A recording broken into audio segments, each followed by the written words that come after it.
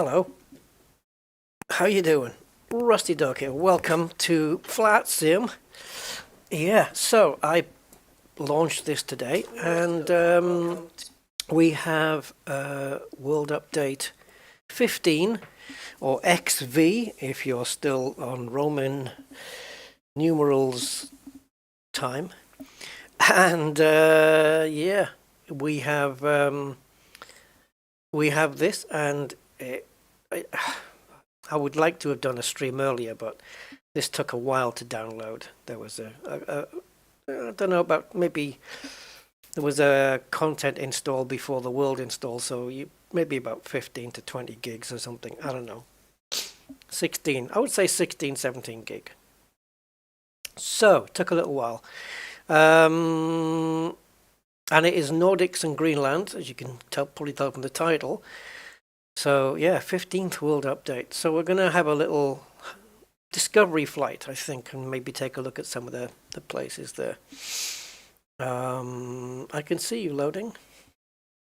So yeah, so we're going to do maybe a discovery flight, because that's probably the best way to discover things rather than me blindly trying to find my way around.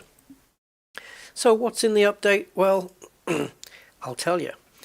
90 handcrafted points of interest. Okay. I could try and pronounce a couple of them, but I would completely and totally butcher that.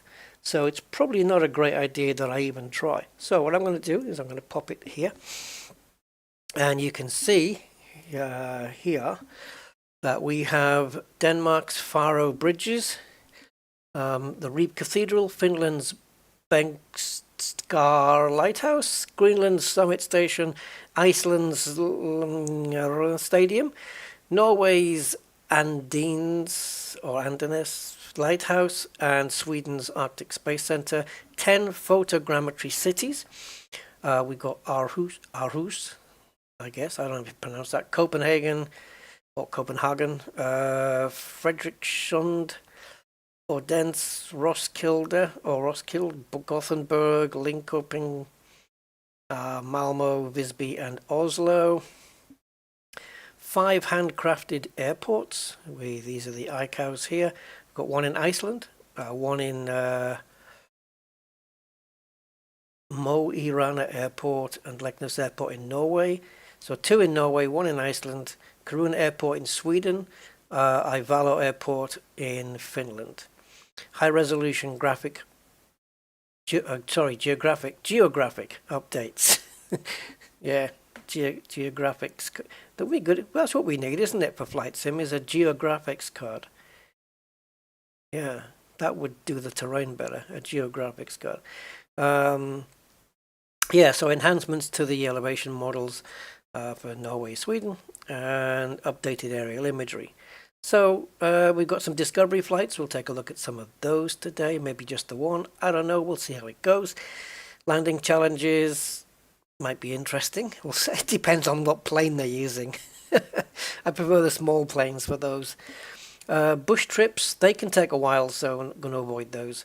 Yeah, I guess that's it. There's more information on Steam, really, but yeah, this is what I use for the screenshot. Now up here, I think there's a new plane that has arrived in MSFS. Now I don't know how much it is. I haven't actually checked it out. Let's see if it's here, but it's a Saab. There it is. Oh, 839. There you go. This is a new one that's come with this update.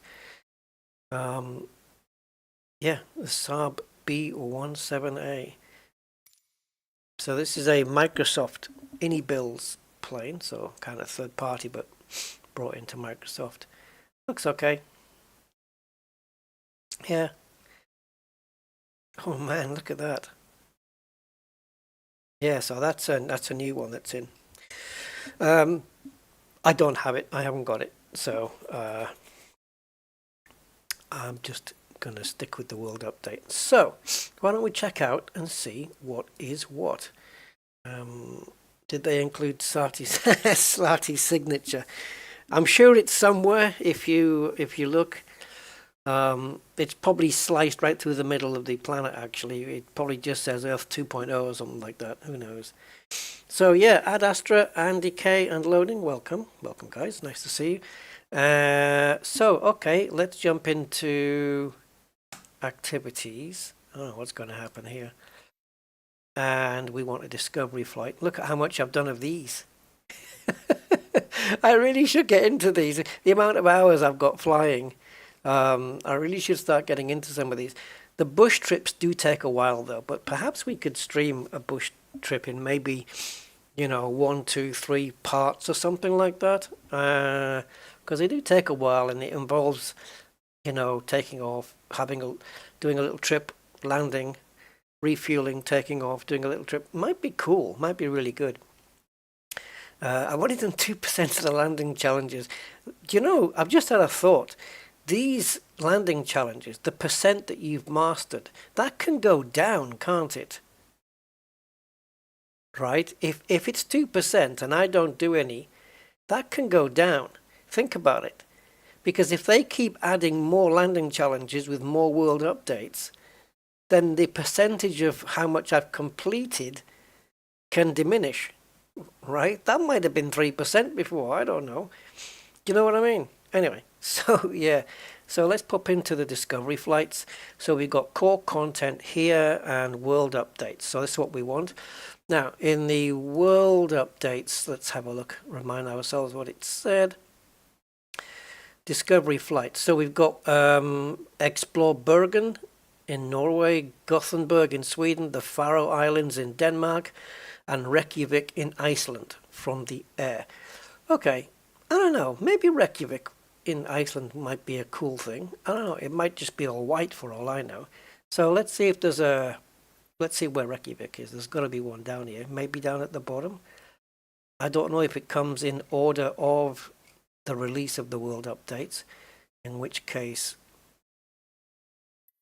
Czech Republic, Iceland. There we go, Reykjavik. Okay. So what do we have here? Oh, we're already airborne? Do we get a flight? I'm not sure about these, whether we get a flight plan we have to follow. Reykjavik is Iceland's capital and most populous city, approximately 140,000 inhabitants. Tell me about the flight. Okay. Sights abound in Reykjavik region, and an aerial perspective grants tremendous vistas. This discovery flight, I wonder if the Aurora Borealis can be around here. I think I've got it as an add-on. I can't remember if I got that or not. Anyway, the discovery flight begins, I think I did, over that place, which is part of the larger Faxa Bay. Fly west to Vide, the largest island in the area, and on the west coast. Hi, Wiley. And Lenny Brooks. Hey, man. Yeah, it's been a while. I did a flight sim stream not so long ago, a few days ago. In the Boeing, yeah. I've learnt a few things about the Boeing since that flight, a few days ago, by the way. Yeah, things to do with RNAV and imprecise landings, like ones that are not ILS landings, I learnt a bit about those and stuff like that, so that's cool.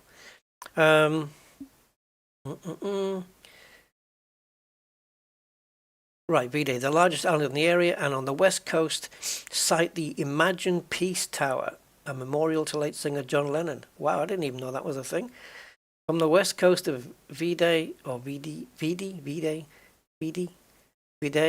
I don't know. Does it matter? Yeah, it does. But I don't know what it is. Turn to the southwest to explore the heart of Reykjavik. Sites include the, Lorgardasvollur Stadium. I am not playing any Icelandic people at Scrabble. No way. Yeah, so we got this place, the largest church, and the Perlin Museum.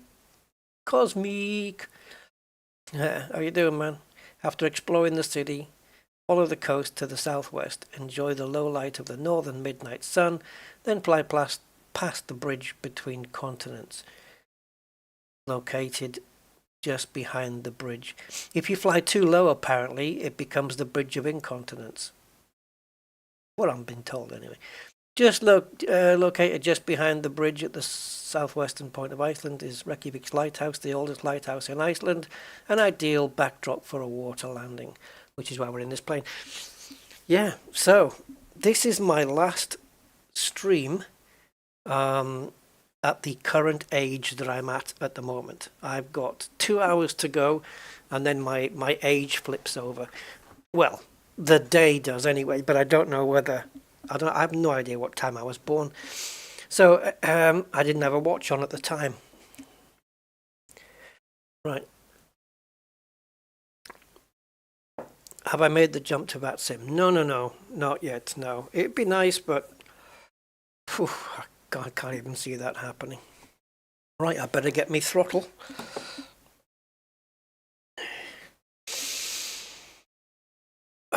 I've ordered myself a piece of hardware, guys.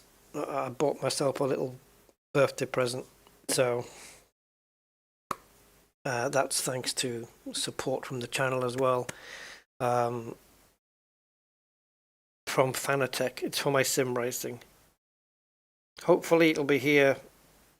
They say 4 to 7 days, but that's probably working days. Then you've got to add a couple of days for customs to get me a letter to say this is what you need to pay, and then they'll deliver it the next day. I don't know. I'm looking at maybe 10 to 14 days to get this. Whoa, this looks nice. Right. They're just going to make us jump in mid-air. Unlimited fuel. Maximum altitude 8. Please tell me we have a thing. We don't have a thing. Okay, well, okay. We don't have a flight path to follow. I thought actually we might. Now, aren't these supposed to get named? Right, there's Tuggabuckabucka Airport. What's this? Why? We're in the dark. I'm going to slow the plane down.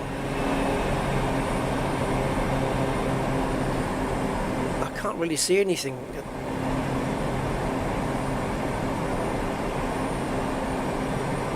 Are we supposed to be following a flight path? Because... oh, okay, just Reykjavik.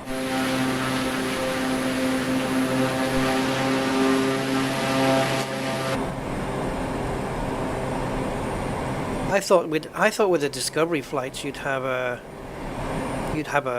thing like a flight path, and it would just guide you. You know, go here, now go check this out. Let's have a look over here. Wasn't there something? Yeah, there's things everywhere.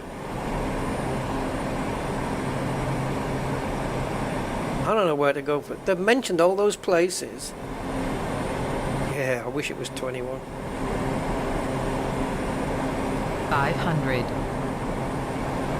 This is no good to me, guys. I don't know where to go. It's nice to have all the little lolly sticks showing me all the nice points of interest, but...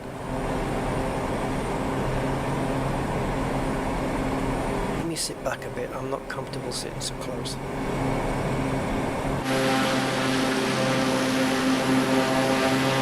Oh, look, there's Landversum Stadium. Let's go over there. Oh no, which one was it?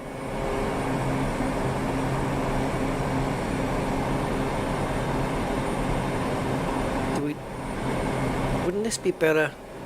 No, are we allowed to change?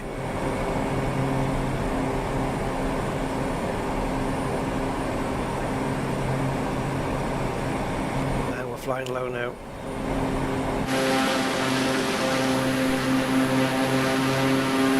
So this is the church then? This is the biggest church? This one? Well, that's a stadium.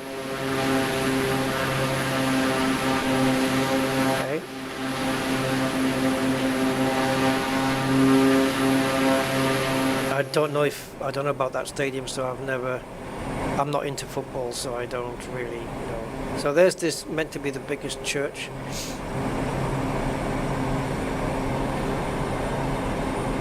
And this will be good for, is it Iceland, I think? I don't know if it's, I think it's Iceland, where, you know, jets will land to refuel for doing transatlantic flights sometimes.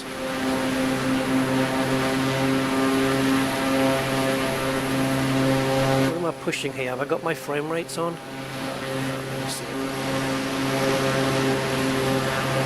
That's the biggest church. It actually doesn't look that big. It looks kind of cool though. The architecture, that is.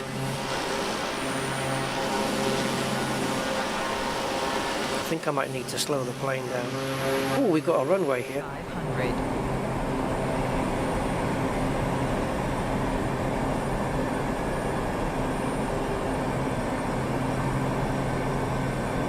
I don't think I can land there. 500. I'm wondering whether I've actually got control here. Oh, look at this. It's this thing. I'm going to pull the propeller back. So what's this then? Car. Okay.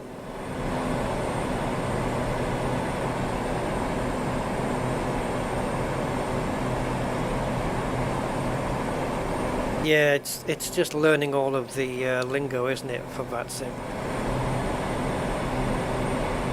It's kind of the issue. But I'm waiting for Beyond ATC to come out.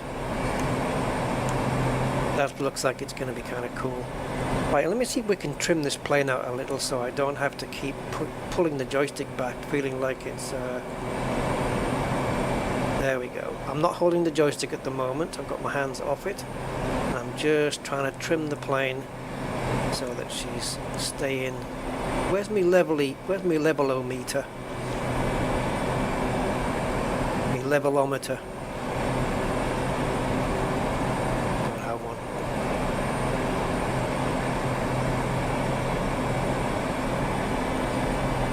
So what do we just... There it is. Yes, I know that. So this is... whatever this is. Card... I couldn't even pronounce it. It was in some weird letters. That thing.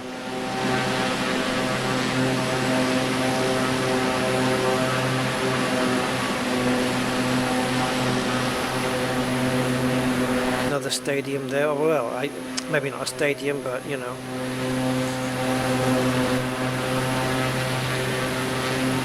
Track and field place. I am not even going to attempt pronouncing this. No, I haven't seen the traffic injector. I actually use my own. I use yeah, that. FSLTL. That's what I use. I can actually... I don't know whether you can use that while we're here like this.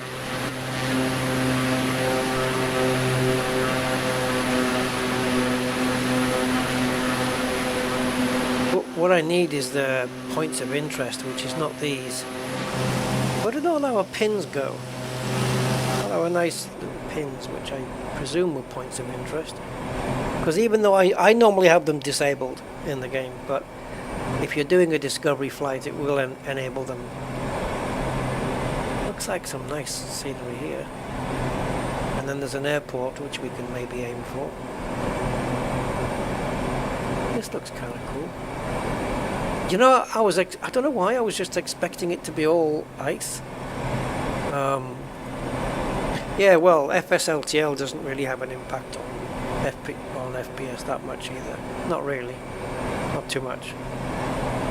There has to be an impact, you know, but it's not going to be a lot.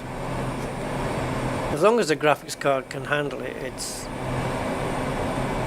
I don't think it has too much of a problem staying at the same FPS. So instead of it sat there, you know, let's say your graphics card is 65% in use to achieve a certain frame rate, and then you inject some planes, the graphics card might have to go to 70% use to achieve that same frame rate. So you don't get the frame rate drop, but the graphics card's working harder to do that kind of thing. Because I know that my CPU and GPU are not getting pushed here. One of my threads on my CPU could be up in the 80%, maybe ticking into the 90s. But yeah. Should we push the throttle down a bit?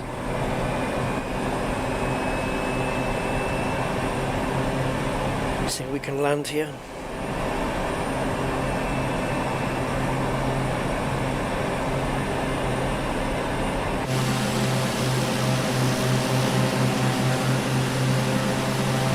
This is how the wheels go down. I was wondering, where's my back wheels? They come down later. So I'll put those back in. Oh, actually, I wanted to go over here.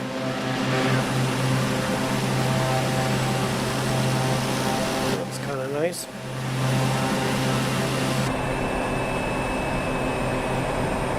Now, I have no idea what the runway layout is, and I don't know if it's going to even tell us.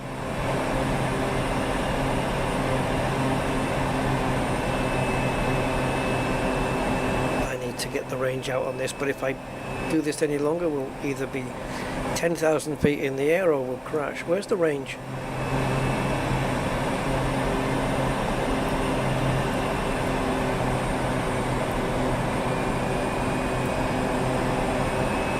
Okay.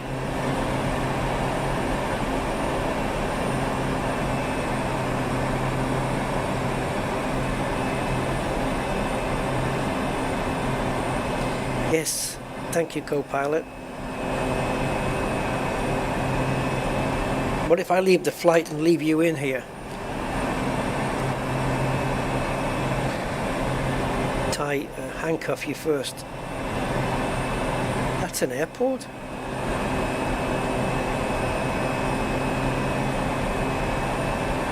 Anything that just has a grass strip should not be referred to as an airport. Where's the port part of it come in?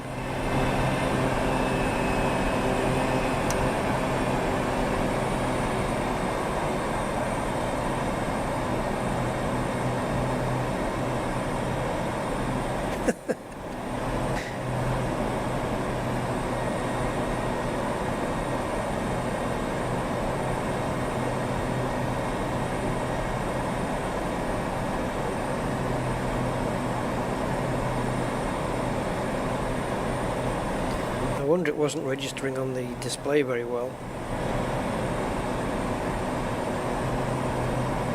I'm just guessing that this strip is going to be this direction, and that I can put this thing down. Have I got my wheels down? Yeah. 500.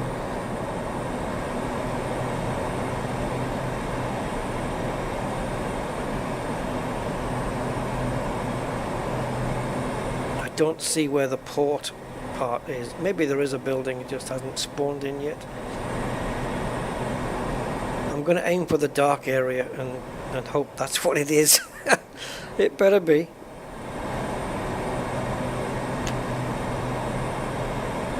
I think I better increase my throttle because my flaps are coming down now, and that's going to slow the plane.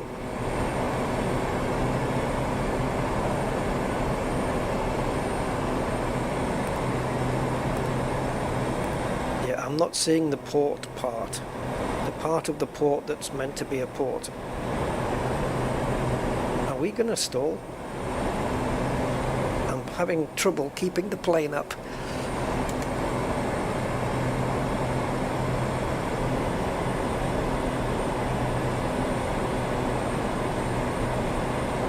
Yeah, I know. I'll guess it.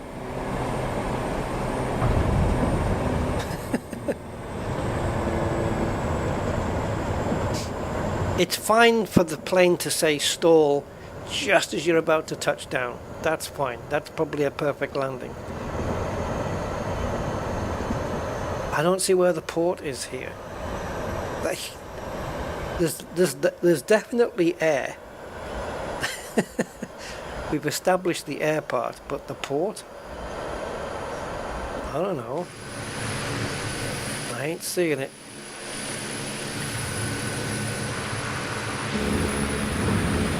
Oh, should we go for a swim? Probably best not, eh? What's happening to the landscape, man?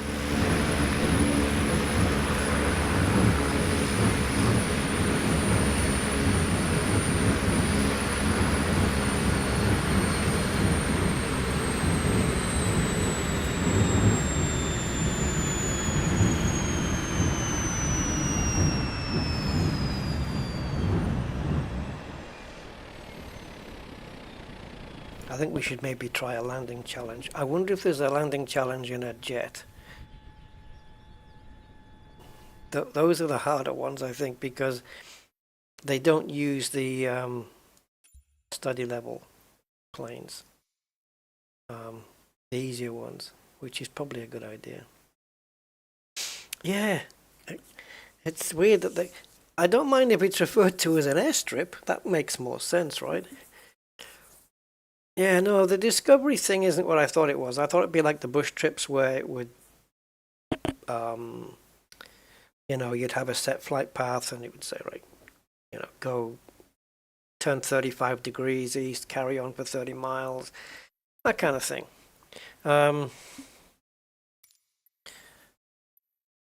Let's try maybe one of these. Now, I don't know which one of these is going to come under. So let's just do famous, I guess. Epic.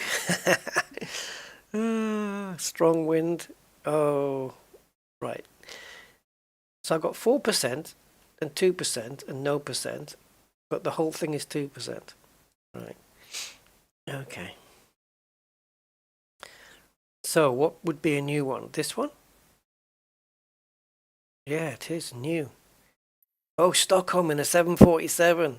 Oh!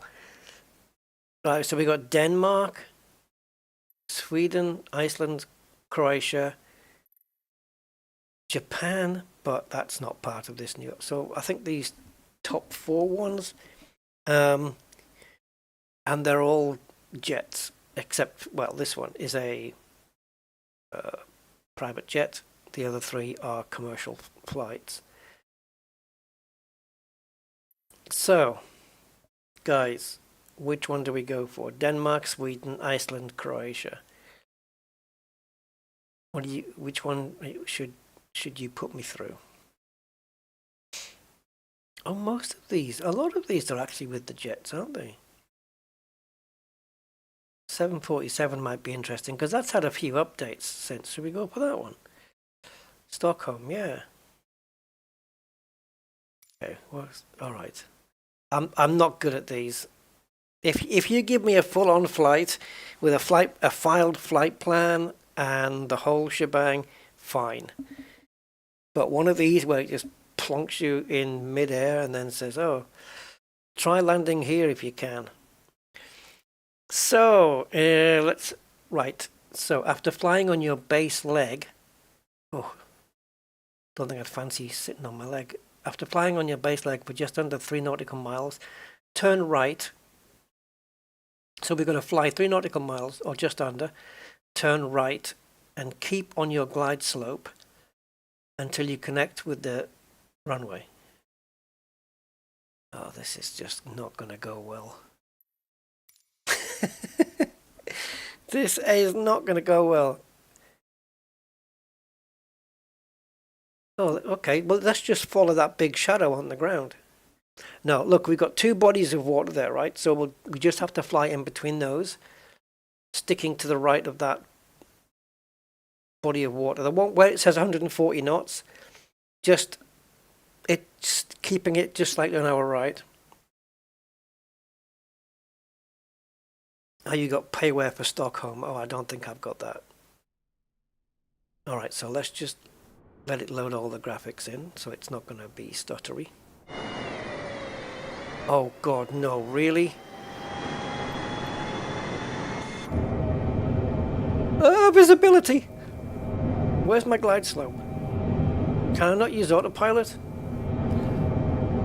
Am I supposed to do this manually?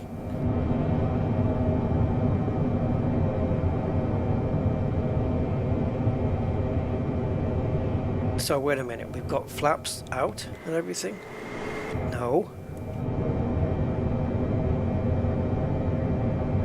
Are the wheels down? Yeah.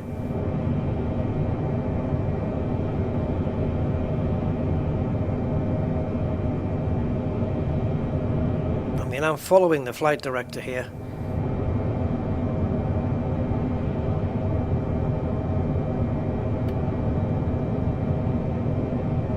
Using another set of flaps. Oh, this is so much easier in VR. Because at least then you can see the runway coming in.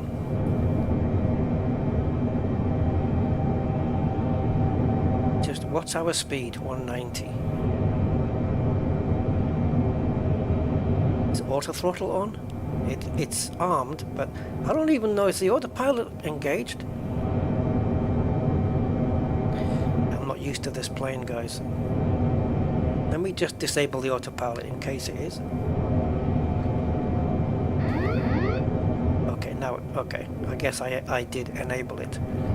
We're too high. Come on.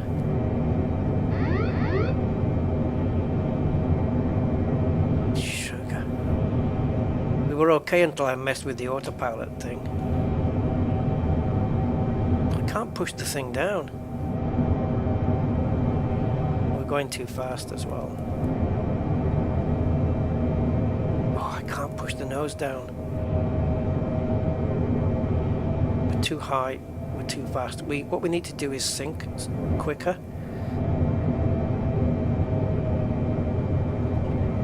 And then level out, and that'll slow us down.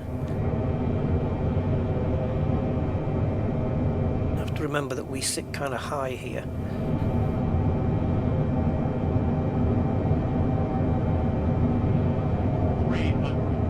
Oh, this is so hard to push this nose down.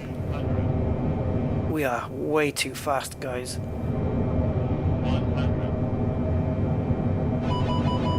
40, 30, 20, 10. Oh. No, we're back in the air again. Are you? 10.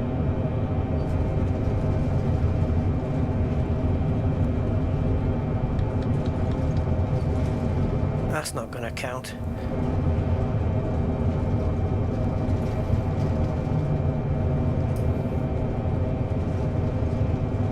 Oh, please stop.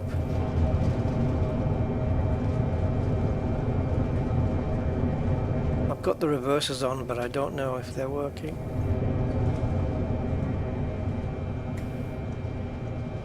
We need to come to a full stop, don't we? I couldn't get the nose down.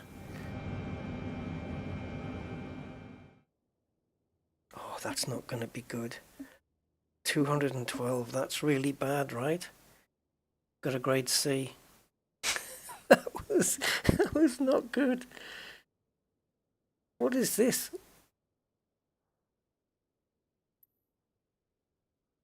Yeah, the descent should have been fast. What's the word? I should have descended more, quicker. Yeah, my descent rate should have been more than it was, and stuff like that. Oh, I didn't. Smoothness, yeah, they scored me, but ground roll, shite. Precision. What, I was 2,391 feet off where we were supposed to be. So out of 2 million, I scored 212. Yay. But I'm sure, see, when it said follow the glide slope, I'm not familiar with this 747, so I don't know what the hell I'm looking at. It looks like we were on manual, of course. They wouldn't put you on autopilot. That's completely takes away from the landing challenge. Should we go again? Oh man, that's nuts. So yeah, I need to slow the plane down sooner and also descend with a little bit more haste.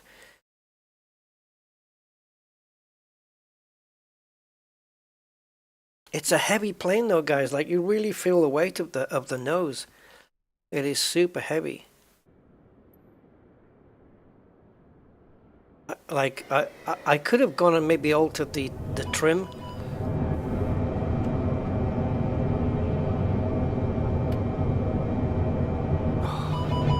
Yes, yes, yes, but I don't know what I'm looking at here. This isn't the Boeing 737, it's different. Where's that? Oh, it's there.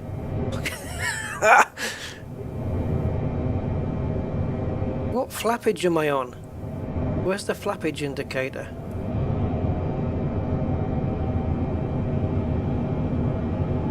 This is so different. Oh, we're on maximum flaps. That's no good.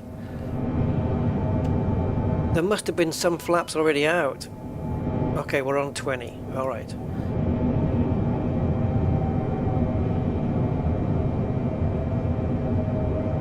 So I'm going to put the speed brake on. If it works, I don't know if there is one here.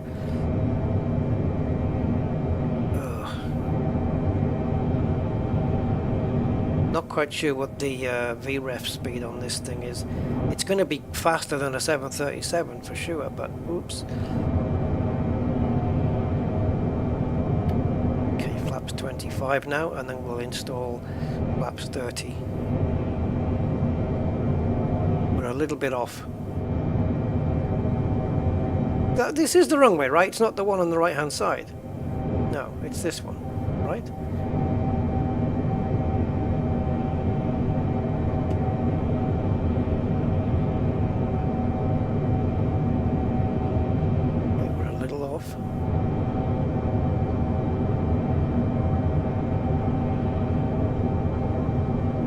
Why won't this damn thing slow down, man? 500. It's still saying 200. I've got no throttle on. I've got full flaps. Wheels are out.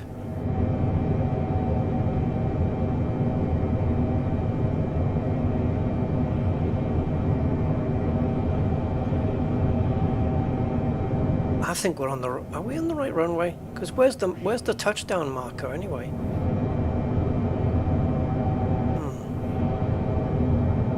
Is it that red line? Is it that red? Yeah, I think it's that red bit. That's where we're supposed to touch. Oh, just pretend you got a crosswind. Oh no, that's not. It's the blue bit. 20, 10. That's bullshit. That's bullshit. I had speed brakes on, Lenny. I said that just at the beginning before I made the turn. I have a button on my keyboard which enables the speed brakes, but whether that actually worked in this jet, I don't know. So, and I also don't know how to, I don't know. It's a plane I'm very much not familiar with. I haven't really flown the 747 at all.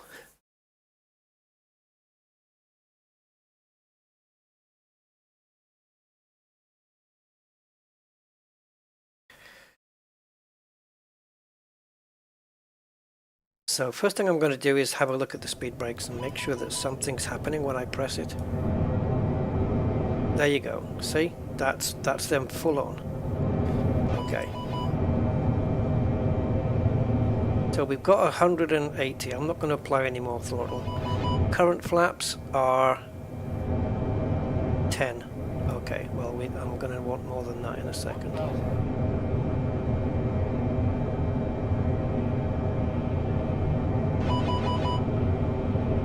I think it's whinging because of the speed brakes. I'm not sure.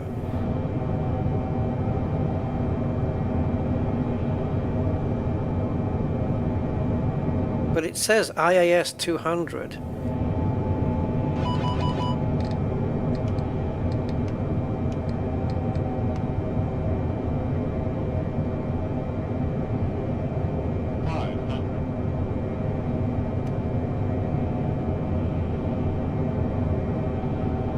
I think the autopilot, the auto throttle was doing the speed thing, which is why I was struggling with it. I'm going to turn off the auto throttle. I want to do it all manual. Where's me flappage? 20. Okay, got a bit better control over the speed now. What's important next is just lining this thing up.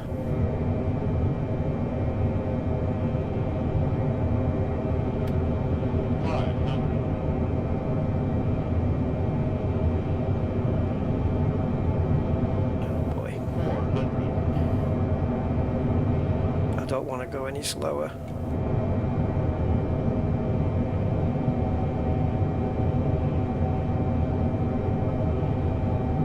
I know we're too low, but it's the only thing I'm bothered about is where we touch down on that runway.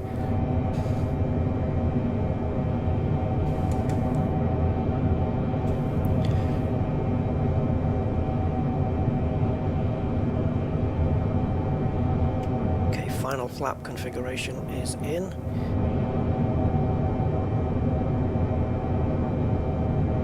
See the down trees. 200.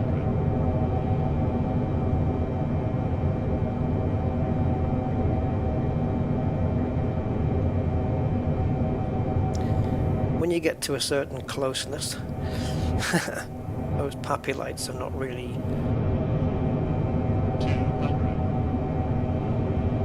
accurate.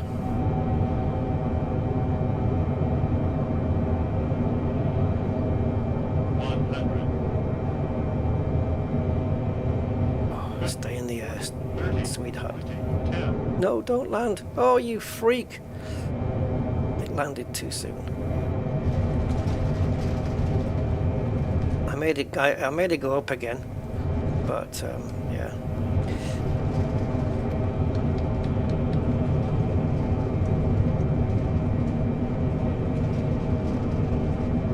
Quite nail the landing very well.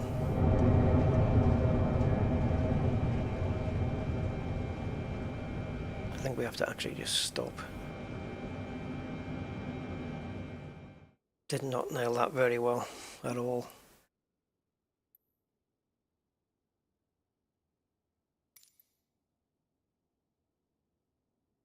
The precision was off by another 1,000 feet. This is a big plane though. Yeah, my smoothness wasn't great because be nice to have had a replay of that though. Although I could set one up myself. Yeah, I could set up a replay myself. Should we try a different one?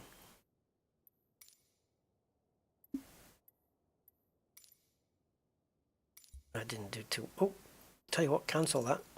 Go back here. I did not do too well there. Yeah, I mean we got it down, but you know. Right, A320 Neo. Okay, this is more what I'm used to. This is in Iceland, so it's going to be all snow. Yeah, it's interesting. Right, what do we have to do? What do we have to do's?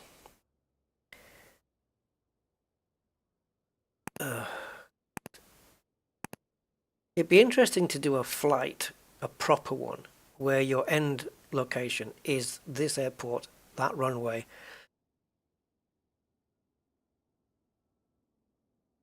Okay. Final approach parallels the northern extremity of the river. Yeah. Carefully descend into the valley to runway 01, remaining vigilant of the unpredictable winds for which this region is infamous. Oh, cool. So what is this, straight in? I doubt it. It might be straight in, but windy. Okay, well, the Airbus is something I'm more familiar with. It's not the study level one, but that probably should help us.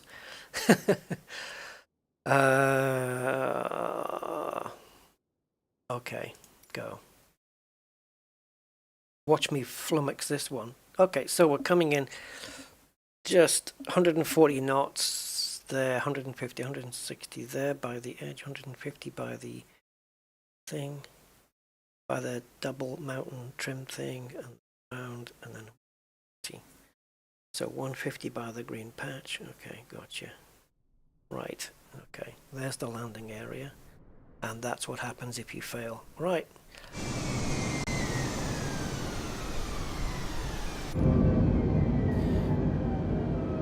What's our current speed? 260.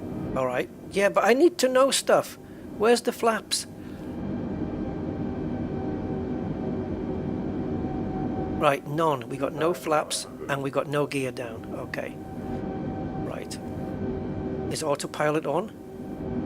No. Good. So we've got everything. The whole plane belongs to us then. All right. So gear down. Start flapping. Overspeed, overspeed, overspeed, overspeed, overspeed, overspeed. Yeah, it does all this because it just the way it sets you up, man. Overspeed. It just ain't good. Overspeed, overspeed, overspeed. Right, so there's the green patch. So I need to get this thing. Are you allowed to change the, like, I don't know what this says, it's not bright enough, but I want it to say like 160. I'm just going to bring my speeds down manual.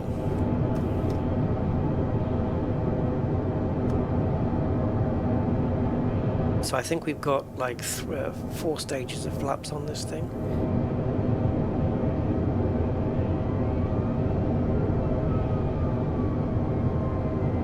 It's not just keeping the speed right, which we've got it at 160 now. It's not just that, it's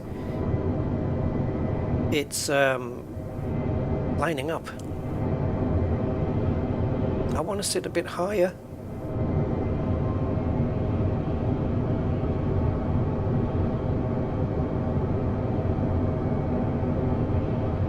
Oh, I think I want to go this way.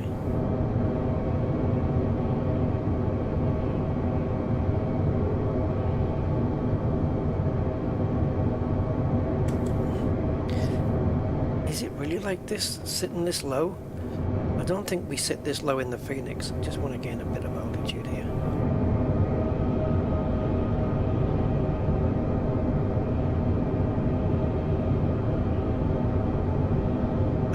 I need to look at my instruments though.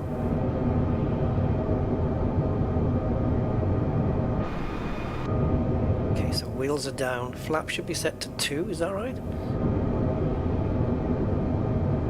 Okay.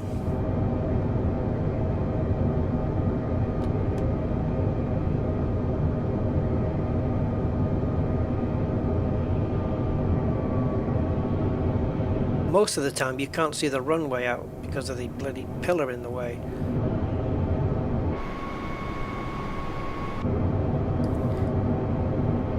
So we're maintaining 160.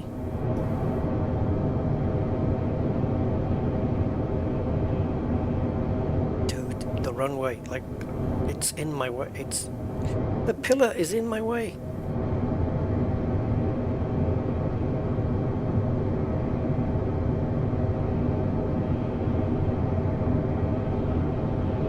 Just going to carry on going in this direction until I can see the runway, and then I can turn onto it.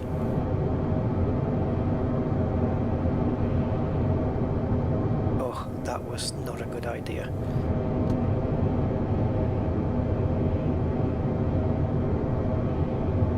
Of course, I should have listened. It did say, you know, stay parallel with the river, and I didn't. Bank angle. Bank angle. Right? Is that what you're going to tell me?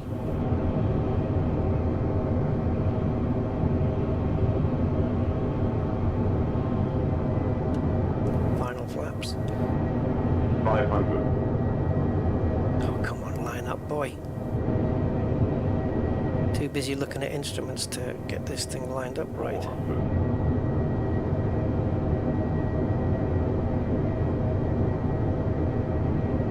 400.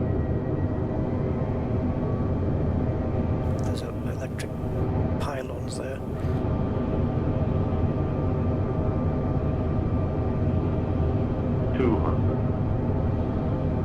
Don't you dare land until I tell you to. We'll maintain.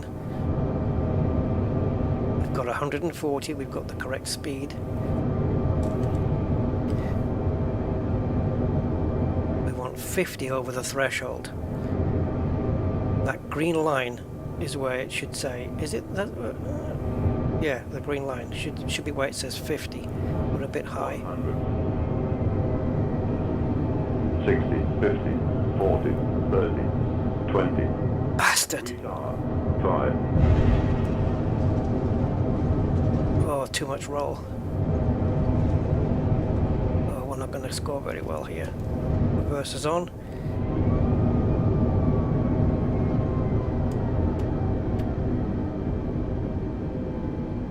Shite.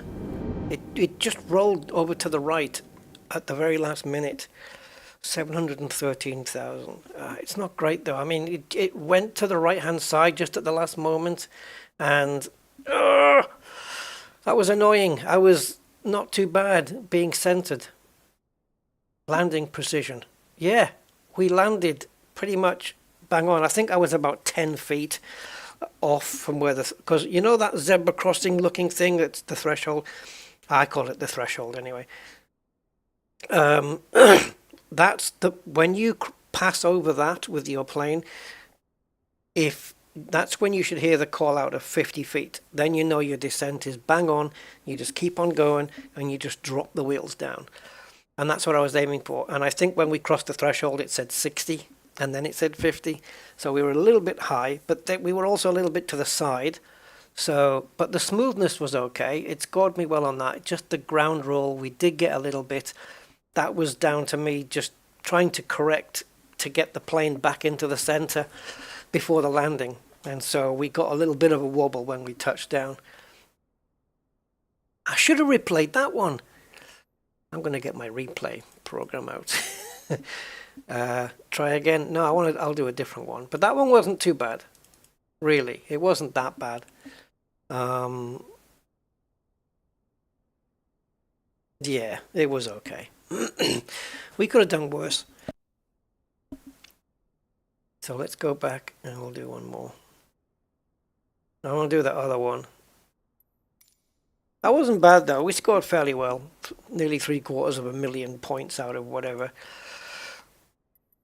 So this one, Croatia. It looks tame from here, but you know it ain't gonna be. Alright, so once again, Airbus A320. So what's wrong with this one? That looks fine. It's not going to be, is it? You're going to do me in. Oh, right. The approach to Split Airport is straightforward. Okay, and brings beautiful Adriatic views. Flying in a southeast heading, parallel the dynamic Dalmatian coastline. Okay, I spotted that. See what I did there? No, okay. And sight the island of Drvenik Valley dead ahead. Pass just to the north of the smaller island.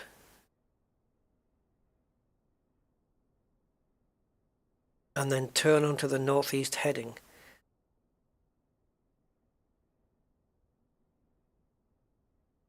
Once over the northern aspect of, I don't know where I'm going, gain a visual on runway 5 and pass over the western and northwestern peninsulas of the island, track the northwestern periphery of Castella Bay, staying just offshore, and bring the A320 onto a smooth land.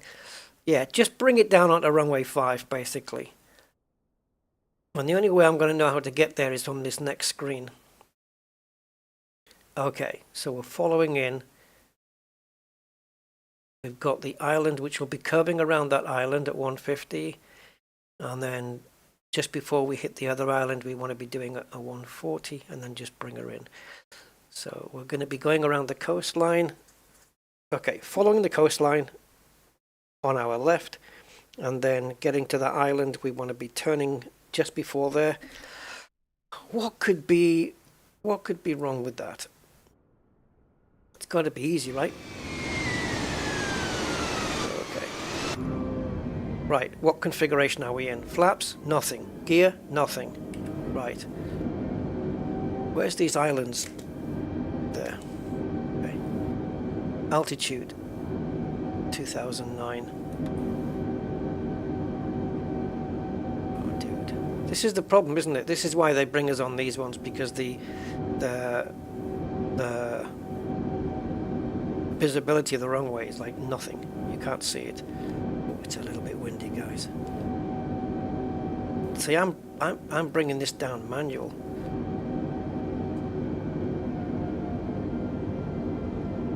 Oh, it's windy. 2,500. It keeps pushing me to that. It keeps doing that to the right.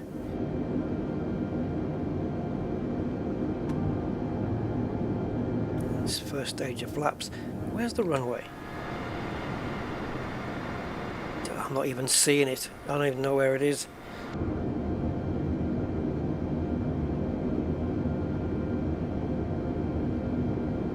Oh, no help on the map then. Cheers. Thanks.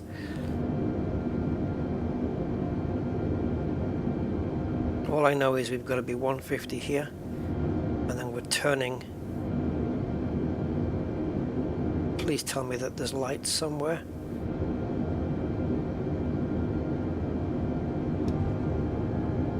Oh no.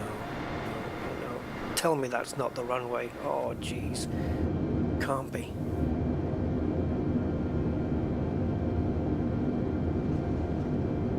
I am struggling. This plane is moving from side to side. I'm not doing anything.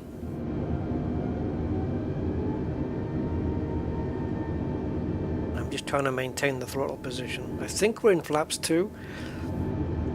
Flaps 2. I don't even know where the runway is, guys. I know it's on an island somewhere.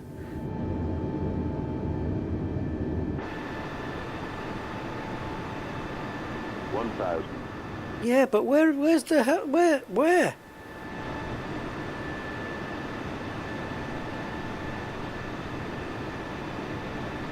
The runway is on a island with the coast to the right. Don't we have to bend round here? Oh, can't do it from out there.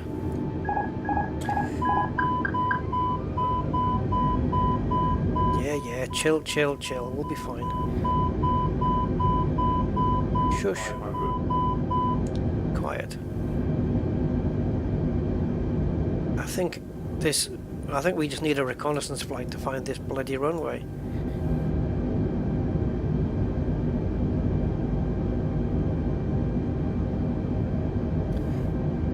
Oh God, it's right in front of us. No, don't go outside. Overspeed. Yeah, I'm going fast. I know. I just don't know where the runway is. It's LDSP though, isn't it? 1,000. Gear down. Still don't see how we make this, but okay. Can you move out the way just a tad? Thank you.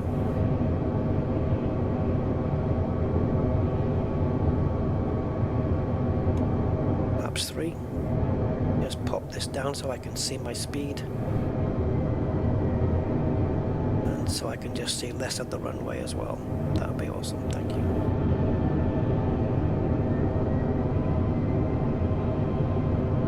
I think we're a little high, but I still don't have a visual on this thing.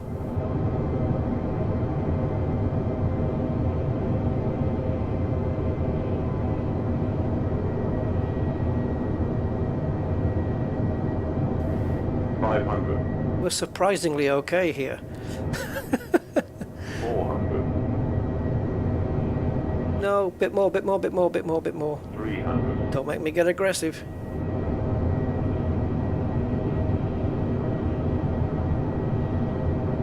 200.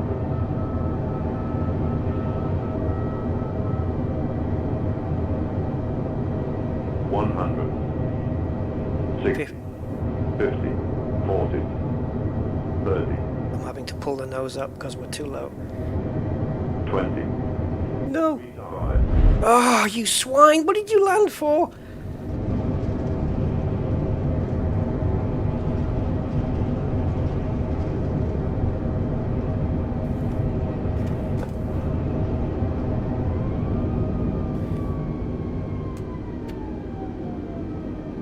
Oh, no. I didn't know where the hell that was. That was ridiculous. That was horrible. We were a bit low. Landing position was okay. Yeah, we scored okay, but ground roll, that let us down. Because what happens is you get this, right? You get this score, but it only gets added to the ground roll score. But the ground roll is where it's all at, because this gets multiplied, as you can see here, by the landing smoothness. So what you're really wanting is no ground roll. You can be a little bit out with precision, I guess, but I'm hurting inside my body, guys. Ugh. But yeah, the ground roll, if you nail that, that number gets multiplied and put into here as well. So that's where you get all your big numbers. I didn't even know where that was. And I wasn't even recording it. I'm going to do it again. And I'm going to record it this time. And I've got a bit more of an idea where it is, but I'm still going to bring that map up. Because I didn't know where it was until the last 30 seconds. They hid it away. Yeah, look where you are. That's not where. That's lies. Just absolute lies. Right, so I'm going to go ready to fly, and then I'm going to hit record. What's happening? Why did you tilt? There we go. 2,500, Alright, so let's bring the plane just down gently a little. We're too low, I think, or like I don't want to be dropping yet, I don't think. And yet we are. So what I do want to drop is a little bit of speed. So I'm going to go flaps 1. Get some speed off. We might go over speed here. Yep. Alright, not a problem. Now I'm dropping the speed up. The other way to drop speed without dropping altitude is to slip the plane. We can just slip it by literally just twisting like that, you see, and the plane will I think when you do that you drop altitude but not speed, right? Or you drop speed but not altitude, one of the two. Yeah, it's called slipping, and it's to take the wind resistance off the plane, and I'll put wind resistance on the plane. I think it's to slow you down without losing altitude. I think that's what it's for.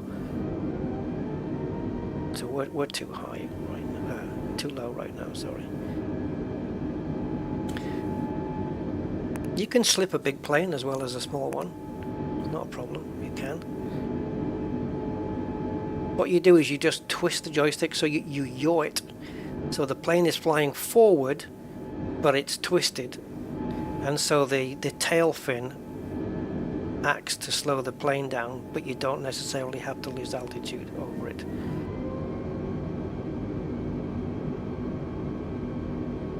Why do I think we're too slow here? Oh, I hate all those gadgets on the screen. Gadgets, widgets, whatever you want to call them. It ain't for me.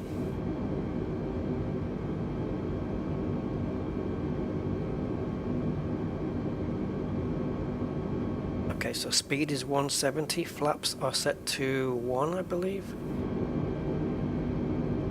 No, not even that. Yeah, they should be.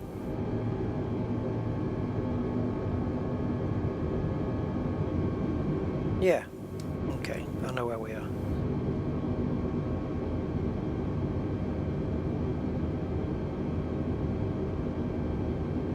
Okay, let's get the gear down.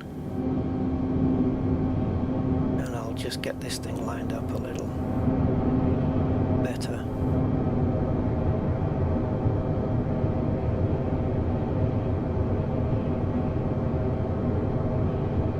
This part doesn't really matter, it's just getting the plane down on time and landed in the right spot.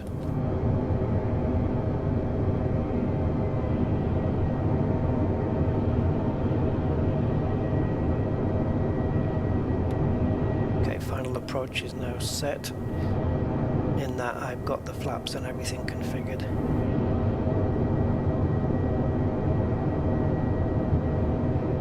Happy tells me we're a bit low, but okay.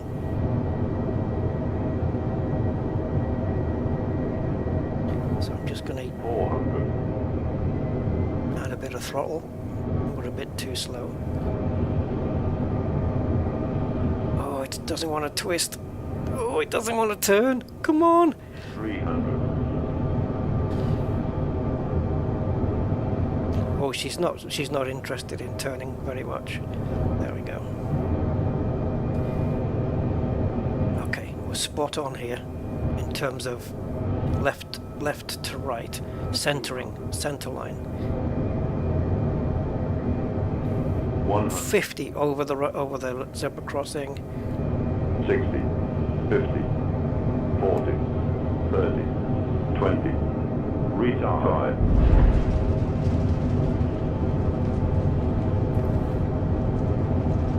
Okay, reverses out until 70. We're off the center.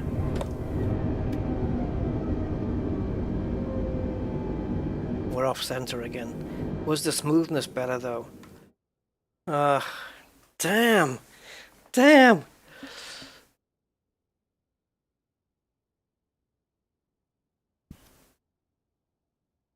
Now, how do I replay this? If I go...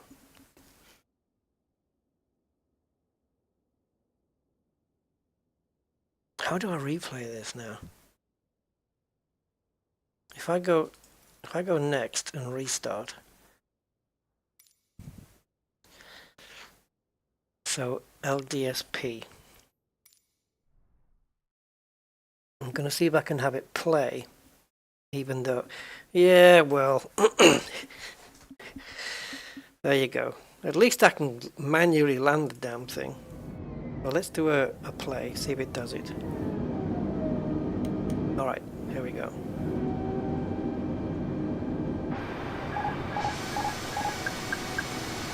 Oh, I don't like all of this stuff. So this is a replay of what I just did. 2,500.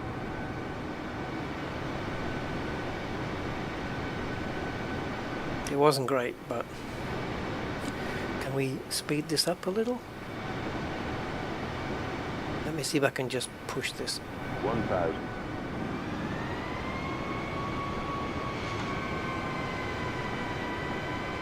Okay, so here we go. It's not showing the flaps to be on, but they are. Yeah, it's not graphically showing the flaps, but... Oh, now it is. Cool. Okay, flaps have caught up. Overspeed. Overspeed. What? Overspeed. I wasn't doing 200 at that point. Overspeed. This could be just the replay trying to get itself back together. There's no way I was doing 200 there. 160, 150. This is... Yeah, come on, settle. 500. I wish we had a camera on the... Actually, if I go into the drone camera, I can position it on the runway, but then it keeps moving with the plane, so that's no good. So let's see, what went wrong here? 300. I was trying to line it up, and she was... Yeah, she was being a little bit... she was fighting me a little. Now, I don't think we were exact. I think again we were about 60 feet on the threshold. We need to be 50 there. Were we early? 60, 50, Oh, perfect. 50 was perfect. 20, Oh, no, I just got outside of it. And then I tried to avoid the roll, which resulted in me, that's probably a replay issue, which resulted in me just going to the left. I just wanted to stop the body roll.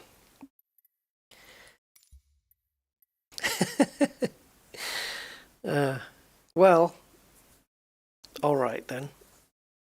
Fair enough. So I guess there's only one more I haven't done. Should we try it? Is it only 4? Let's have a look. Landing challenges. Test your skills at a career airport, Iceland. Da, da, da, da, da, da. So Iceland, Sweden, and Norway. Okay. So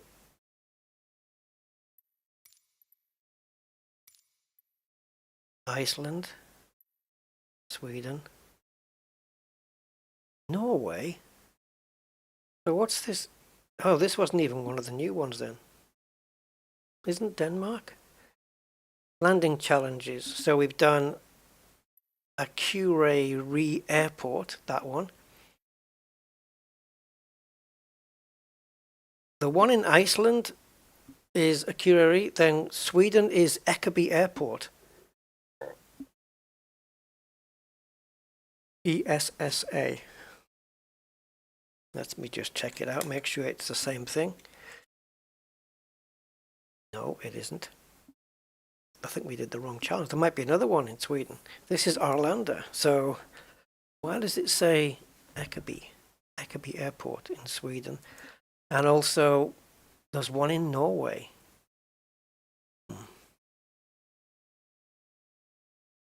We have another Sweden one then? It doesn't matter because the scenery's still there. No, we don't. This isn't matching up.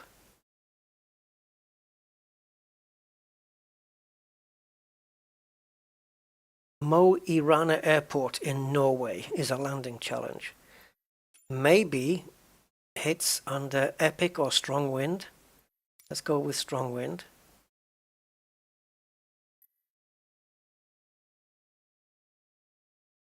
Gibraltar, that's a challenge on any given day.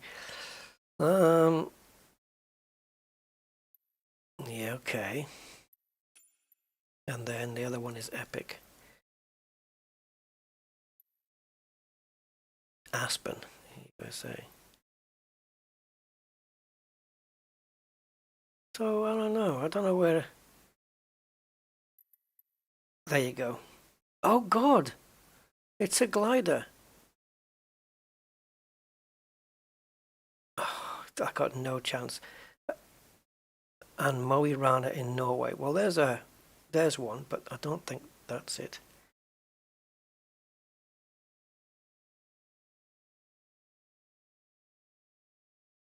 Because it would say the same word, surely.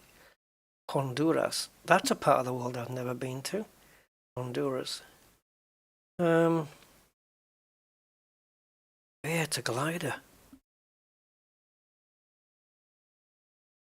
Yeah, 5 feet. I know it's ridiculous, wasn't it? Alright, let's do the glider. I am going to suck at this one. I already know. And I've got no idea how to stop this thing. There's no engines on this, right? So it's, oh, okay, straight in. Oh, no flaps, nothing. How do you slow it down? You just push the nose up? Is it just nose up to get wind resistance so you can slow yourself down? 8, and then we have a headwind at 8 knots. That's okay. What? So it's not actually. Ooh. Okay. So it's on the light part. Oh, this is gonna be some. Where's the strip?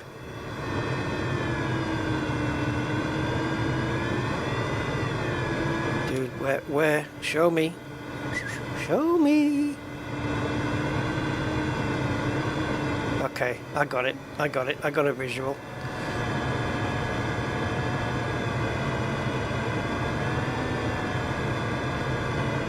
think we do have a little engine in the back, a little propellery thing on this one, maybe. Some of them do.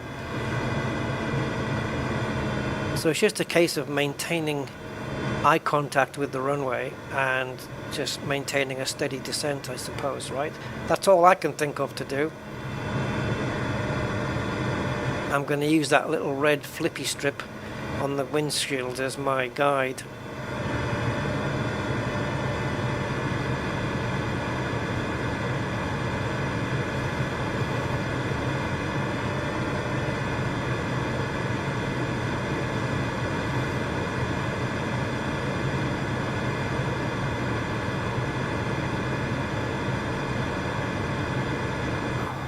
If I don't line up with the runway correctly, I'm going to look like a right wally coming in.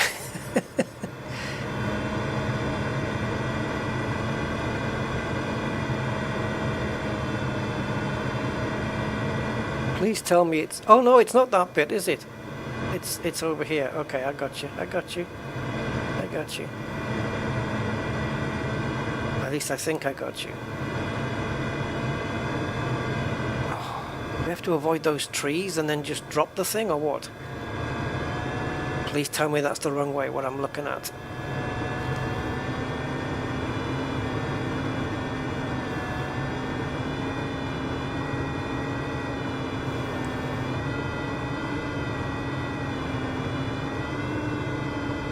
Oh, flippy hell. We need to get low now. And then somehow just... Don't hit the trees. Don't hit the trees. Because you wouldn't want to do that.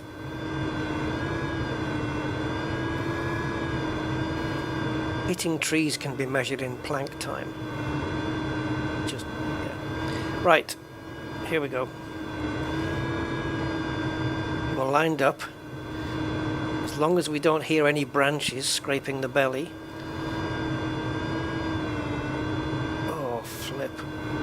We're not quite lined up, are we? Last minute lineup. Ah! Doodles, doodles, get down.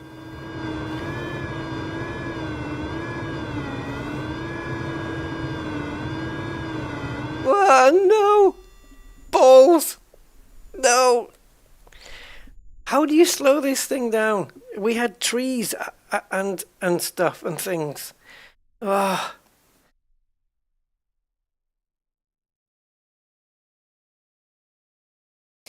I would imagine that you pull the nose up to slow it down.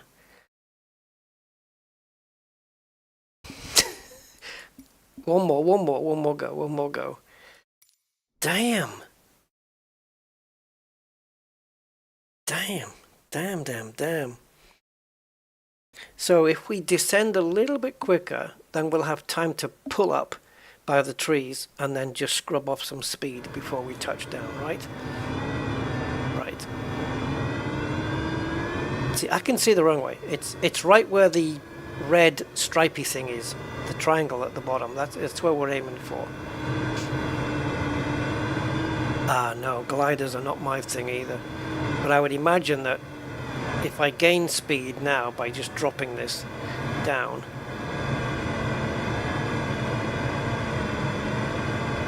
if I pull up, you see the speed just dropping off there. But I don't know what the landing speed of a glider should be. But the bastards, they put trees right there until the moment that you land.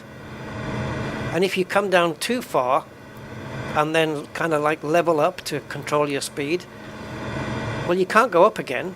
I mean, not much, because there's no engines, so you don't get a chance to throttle up and, you know, it's basically like bringing in the space shuttle. It's just like it's literally just a glider. Because the shuttle's got no engines coming in either. It's a one-shot deal. When the space shuttle was landing, it's a one-shot deal. You don't get to go around and have another go. This is your go. This is your one go, and that's it. Okay, now we definitely need to scrub up speed. So I'm going to bring it down a little bit more. And then just pull this nose up. And as you can see, the needle is falling a little. But I'm going to maybe try and slip the plane.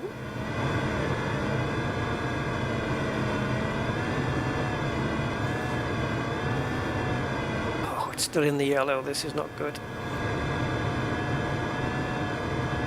Can I just nip my seat up here? Yeah.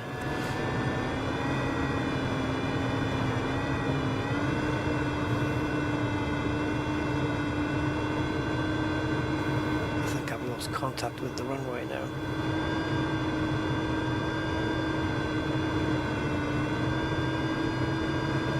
Have I?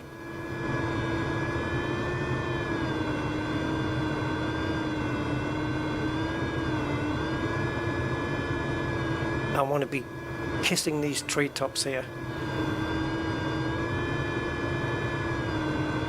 I want to scrub off all my altitude and then scrub off my speed now.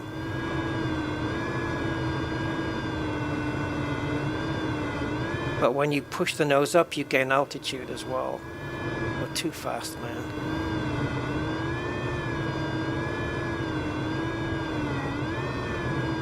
All I can do is just flare at the end.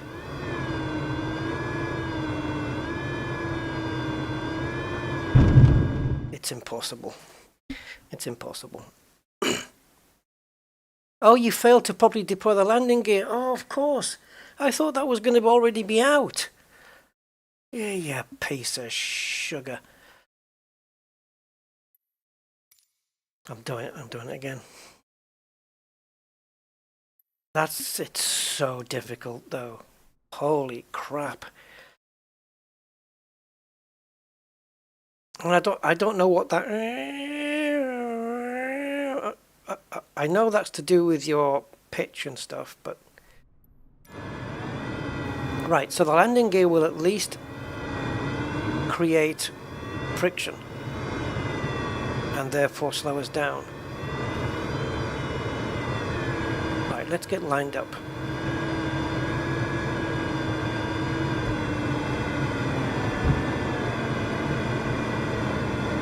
Okay, so the landing gear is down. I just want to see if it affects anything.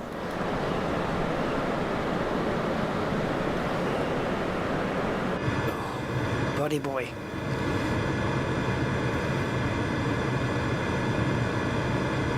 It was way too fast again. So I'm just going to descend quicker. But I still want to try and maintain a view of the runway. I can see it. I think.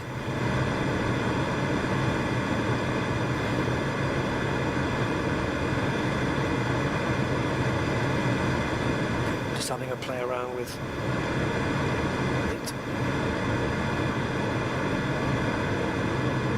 I think we're lined up. If I'm wrong, well, I'm wrong. Is the gear still down? Yeah. Okay, so now the speed's coming down. Are we lined up?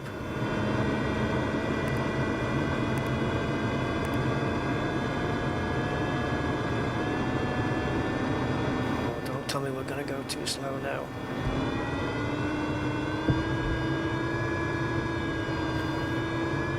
Right, I brought the wheel in just to... I think we need to be to our left. You've got to be so low that I can't see where the lighter green patch is. That doesn't help me.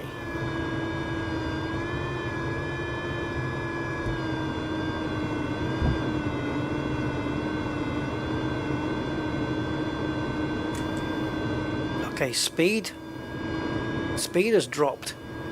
Hopefully not too much. I'm going to bring the wheel back in again.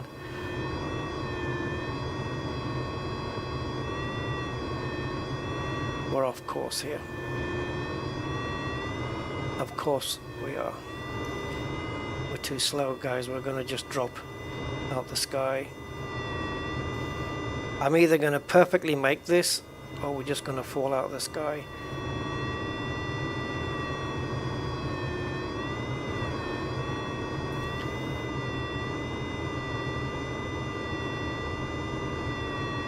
I'm maintaining speed here.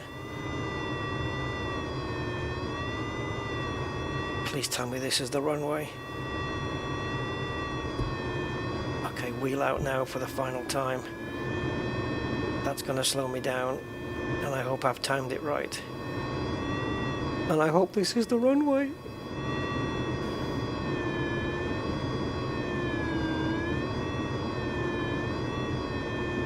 Oh, will you slow down? No, we're a bit off. We're okay, we're okay. Come on, sweetness. Come on, sweetie.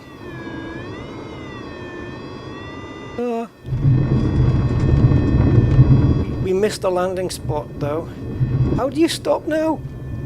Do I just slide the plane?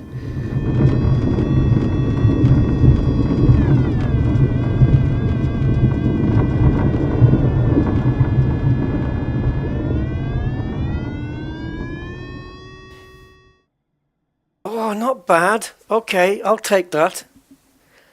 I'll take that. Yeah. It's not great, but I'll take it. Oh, man. Yeah, okay. Oh, landing precision we scored okay on. Again, the ground roll. But look at the thing, it's got huge wings. We scored well on top and bottom here. If we'd only got very little ground roll and had that multiplied, oh, we would have had a really good score. If the ground roll had been somewhere up here, man, it would have been multiplied. Oh, we would have scored really well. I think we would have got easily into the Bs. But considering how little experience I've got, yeah. Yeah, I was using the wheel in and out to get the plane slowed down, because of course that just adds friction, and it's noticeable as well. All right, so let's take a look at another discovery flight somewhere on this update. That was fun though.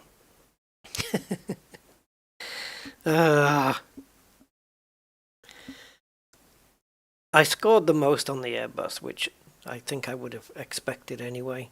I'd have been sorely disappointed had that not been the case.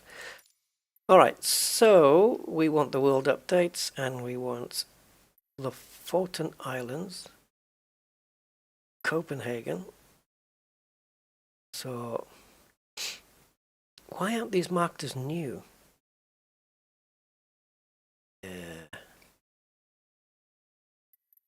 Ah, these are the new ones then. We've got Bergen here. What is this? Reykjavik we did. We've got Sweden. Budapest wasn't part of the update, was it? No. No, it's just a place I haven't been. Oh, this one, the Denmark one. Same plane though. Are they all the same plane? Looks like it, doesn't it?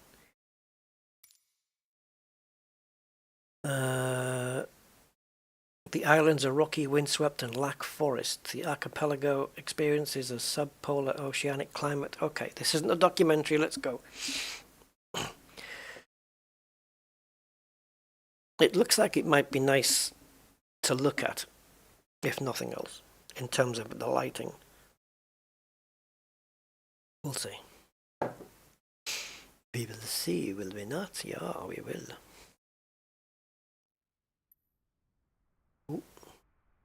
Okie-dokie. So yeah, Faroe Islands. Looks nice. We can maybe do a water landing at some point as well.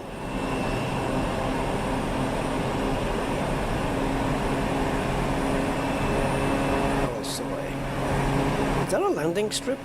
Nah, can't be.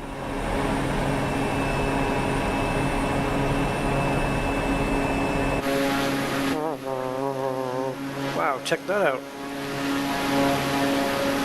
Take a screenshot of that.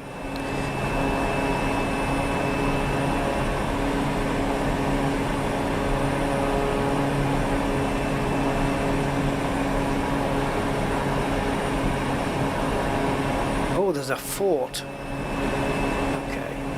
Right, let me take over the throttle then. There we go.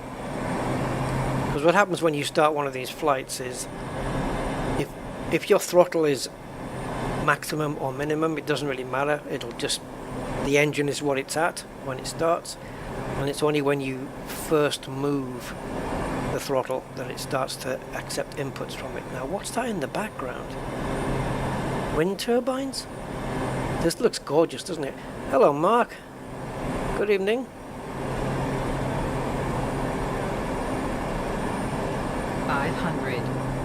Yeah, well, I'm not landing, so don't get any ideas. I'm just having a low pass over the fort.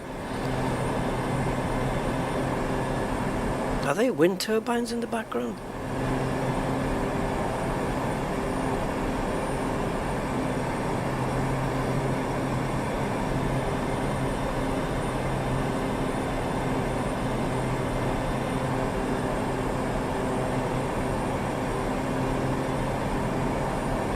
I'd like to take time to just put the panel lights on here. Or are they already on this plane? I don't know. I guess maybe their dials are.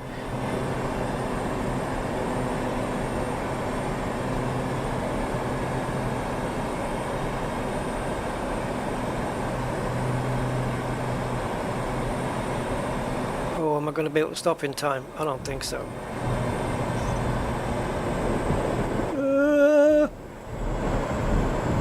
Please, please. I haven't got my wheels out, so I can't go on land. I haven't got my wheels out.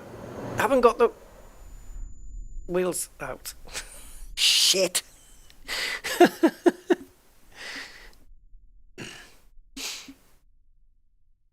Yeah, it's true, Lenny. Yeah, the graphics are amazing.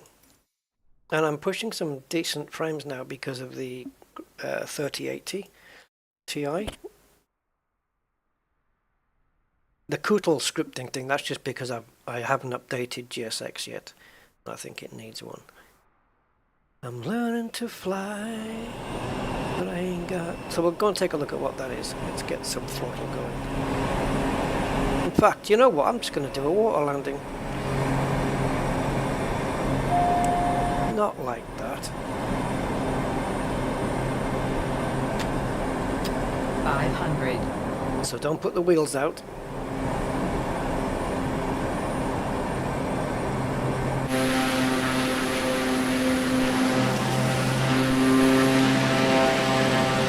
It's okay to come in like this, it's fine, as long as we can just skate on the water at the end and not maybe carry too much speed. No, we're good. It should just drop on its own now. There you go. Just dropping. There we go. Lovely.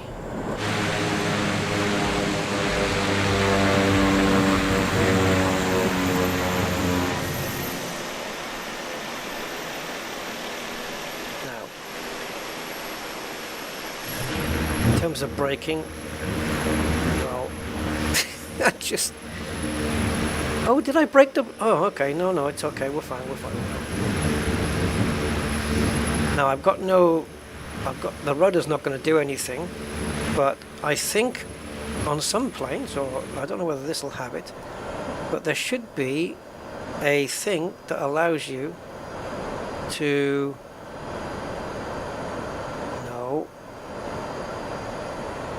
No, there should be a thing that allows you to use the rudder underwater, or a rudder underwater.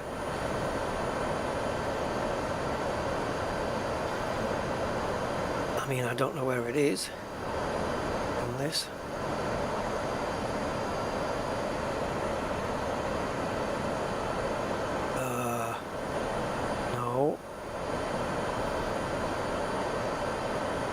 it actually has one. Landing gear.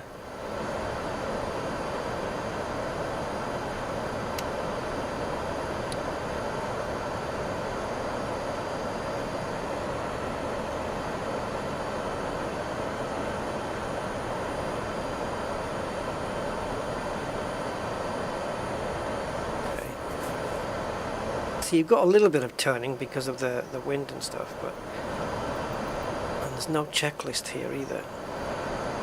Yeah, maybe this plane doesn't have one. It's just a thing where you can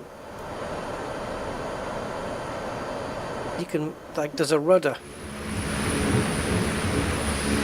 underneath.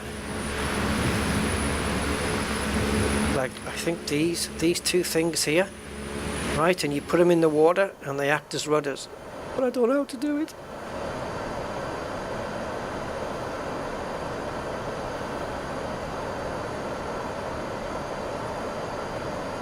No.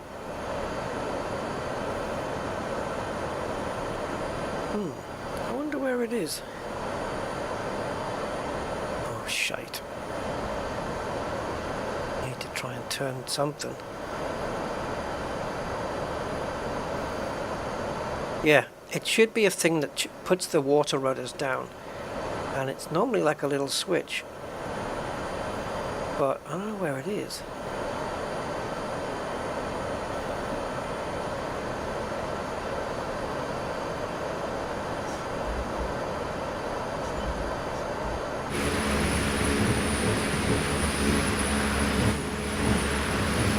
I wonder if there's a button we can assign to it.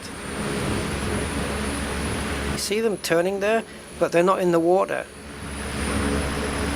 and we need them to be, and that's the thing. And we're running out of time because we're going to hit land. It's not rudder trim.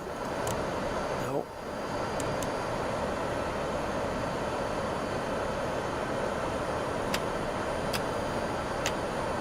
No.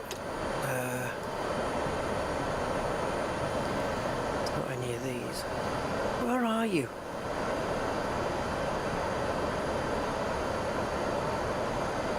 Swine.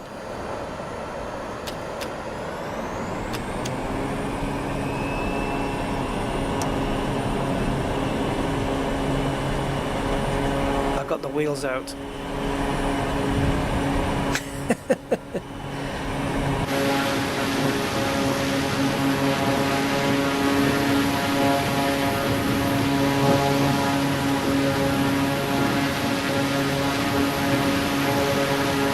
Oops, I think we got beached.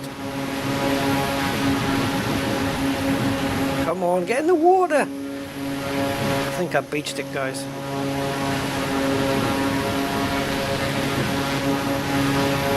Bugger. What is this plane anyway?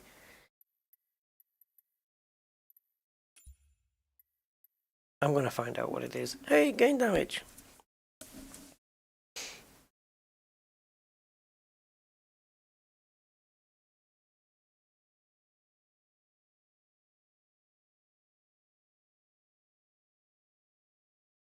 Come on, Flight Sim. Unload your cache. Now, in terms of planes, we're looking at well,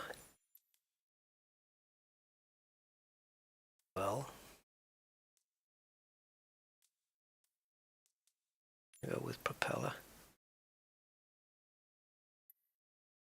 Wasn't the Wilga. It has to be a standard plane. It's got the things. It wasn't that one. It wasn't the Cessna, was it? No.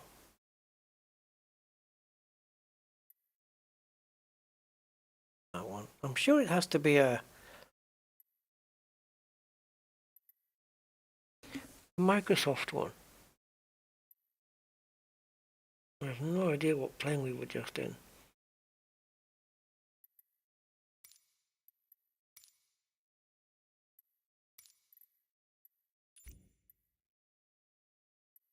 I want to solve the mystery here, guys. Activities. Discovery flights. World updates.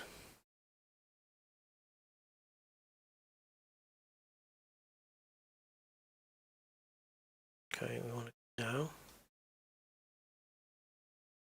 All right. So, you. Oh, why do you go back to the top? No. Don't be silly. Okay, so I'm looking at the window arrangement here. So we've got that, 2 windows there and a little one at the back. Fine.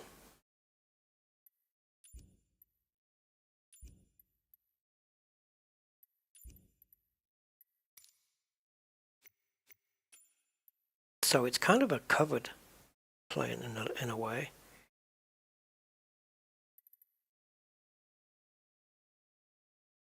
Not this.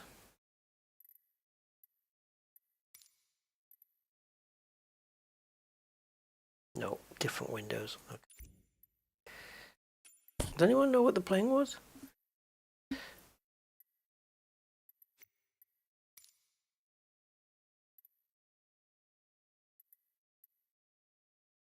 Don't, unless there's a version here that's not showing.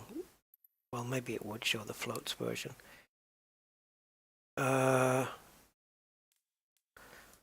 It wasn't. Was it a turboprop?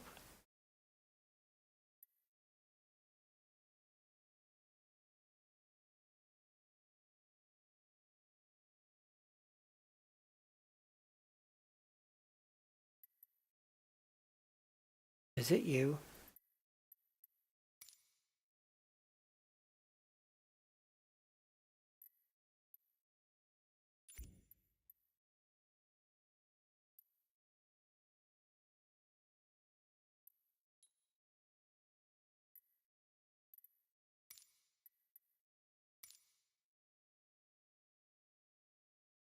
Just gonna check if it's the Pilatus P6. It could be. Yeah, it looks kind of similar, doesn't it? Because on the Discovery flights, you see, you don't get the checklist. And on the checklist, there must be a one for like water. Look at the scenery here, though. Just at the back of the wing there. If you... Okay, too late. Yeah, this is our plane. Okay, talk to me. Where's this water rudder thing?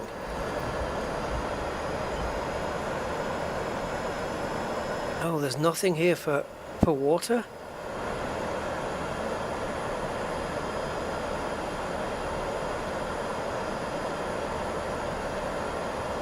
Tail wheel! Yes, yes, yes!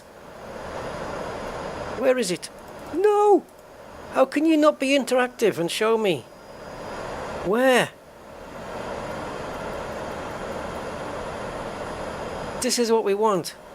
Oh, you swine. I hate checklists that aren't interactive. Where you click that and it lights up. Oh, no. Okay, I'm gonna Google it, guys. So, Pilatus P6 tail wheel.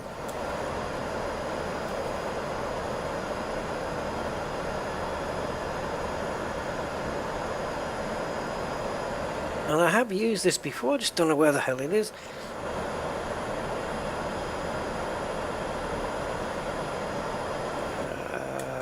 Location.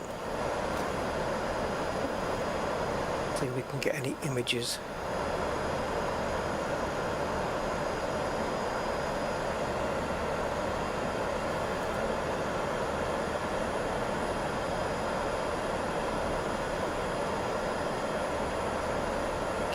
Working on it, working on it.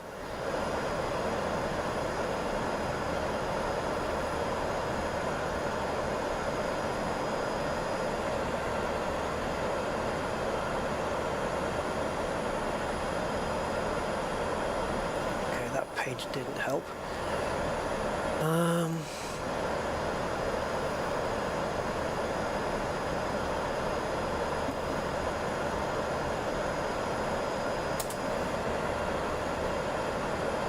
Yeah, I don't need the location of the wheel itself.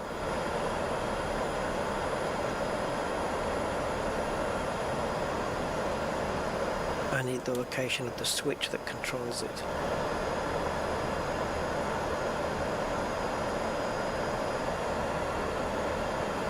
I don't understand why.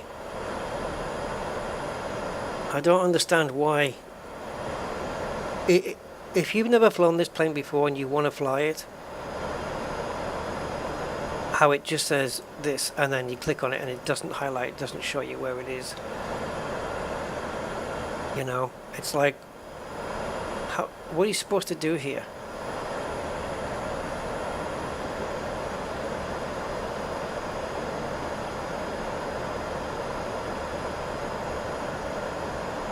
Oh, my birthday? Not for me. Half an hour yet. Depends what time zone you're in, but yeah, whenever it's the 12th, I suppose.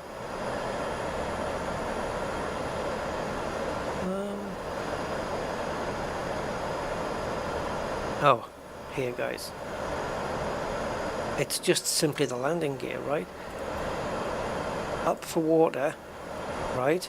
But if you put it down while you're in the water, the rudder gonna come down. Right? Left? Let's find out. It's just that I thought there was a separate switch. I have seen planes that have got it separate, where you can literally you press a button or you pull a switch and it actually drops the rudders down. Because we're not in the water now, the gear's down but the rudder isn't, so how does that work?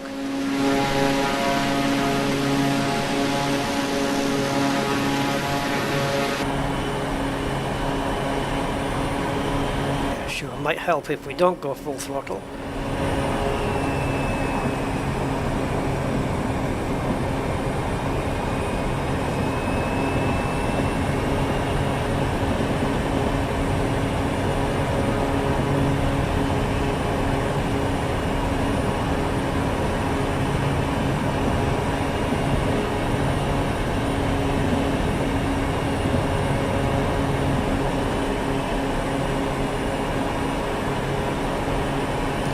We're on a small island, right? So we should be next to the water anyway.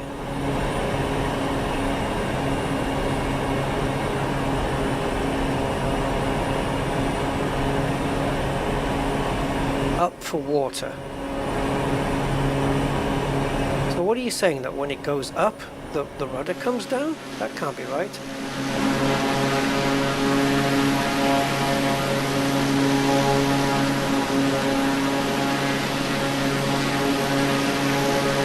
Maybe it's a separate button then. Right, so the wheels are in, right? And then we've got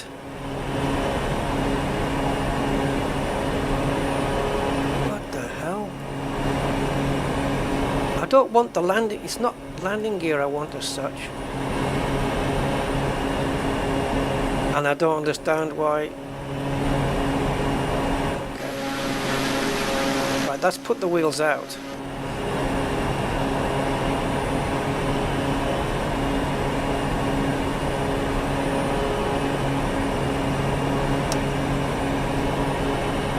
Then it says up, water.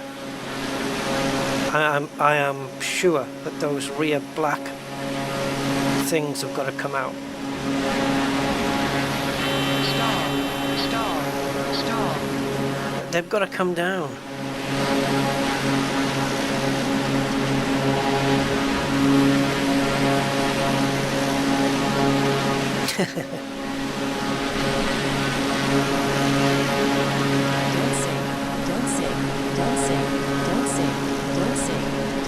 This is gonna haunt me now.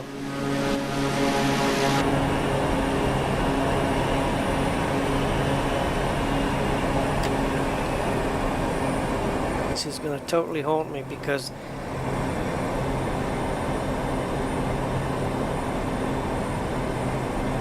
okay, let's see what happens here. Of course the gear has to be up for water.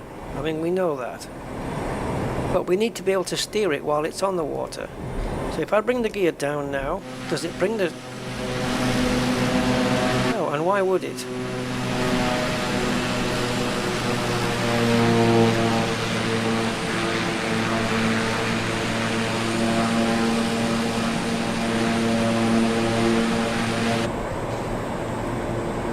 Is there nothing here then?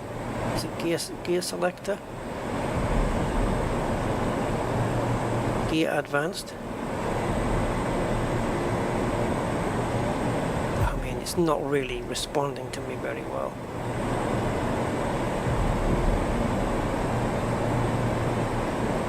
These hotspots are just bizarre. I reckon there must be a way to assign a button to it.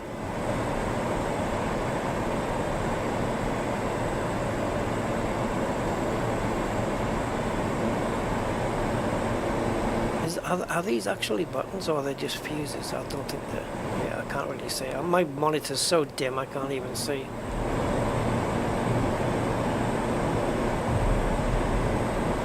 This is completely bizarre. Ah! Is it you? You bastard. I told you. See, now it's in the water and now we can steer. Yeah, bastard. It was right down there all the time.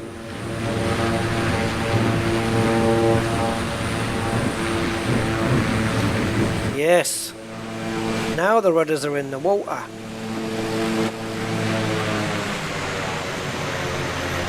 So now, if we pull that bleeding lever, see? See? I knew I wasn't going crazy. And now we can steer it in the water. See, so I wasn't nuts after all. Okay. Bastards. Oh, I wonder if we can assign a button to it. What would it be called then? Yeah, what would it be called? These are graphic settings, no good here. We're not even in the right place. So, search by name. Water. Toggle water rudder. The thing is, what am I going to assign it to? I've kind of got all my buttons used up. Push back on that little stick there. Is that anything?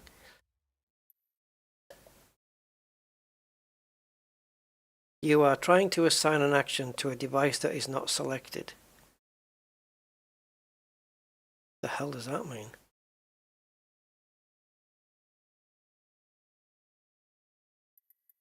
Ah, yeah, you're right. No, you're right. Yep. It's not my mouse I'm doing it on. It's the throttle. So, toggle the water rudder. Yes, and do it on that one, please. That is a button I'm never going to remember. It still doesn't have the Virpil as a graphic, though. It still doesn't recognize it. Disappointing. Cool. Now I've got it as a button as well, but at least now I know where it is. So, back to the question, which I asked a little while back, which was, are those wind turbines? Remember that? Yeah, now we can go and find out. Now that I know where the steering thing is, if I want to make a water landing, at least I can steer and stop the flipping plane. It was actually to go and check out that fort. Oops, I'm in the wrong one now. Go back. But yeah, it's fine. So, what were we doing again? It was one of these, wasn't it? Here, this one. All right.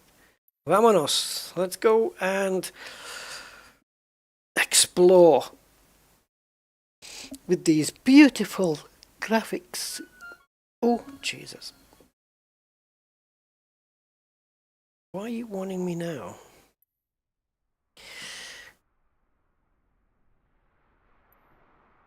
Alright. Hey guys, before I hit the the Let's Go button. Do you want to see what I ordered as my little birthday treat? And guys, I couldn't have done it without the support I get off this channel. So I splashed out because it wasn't that much, to be honest, but yeah. I don't mind being honest and upfront with you guys, but I'll tell you what it is. So bear with me.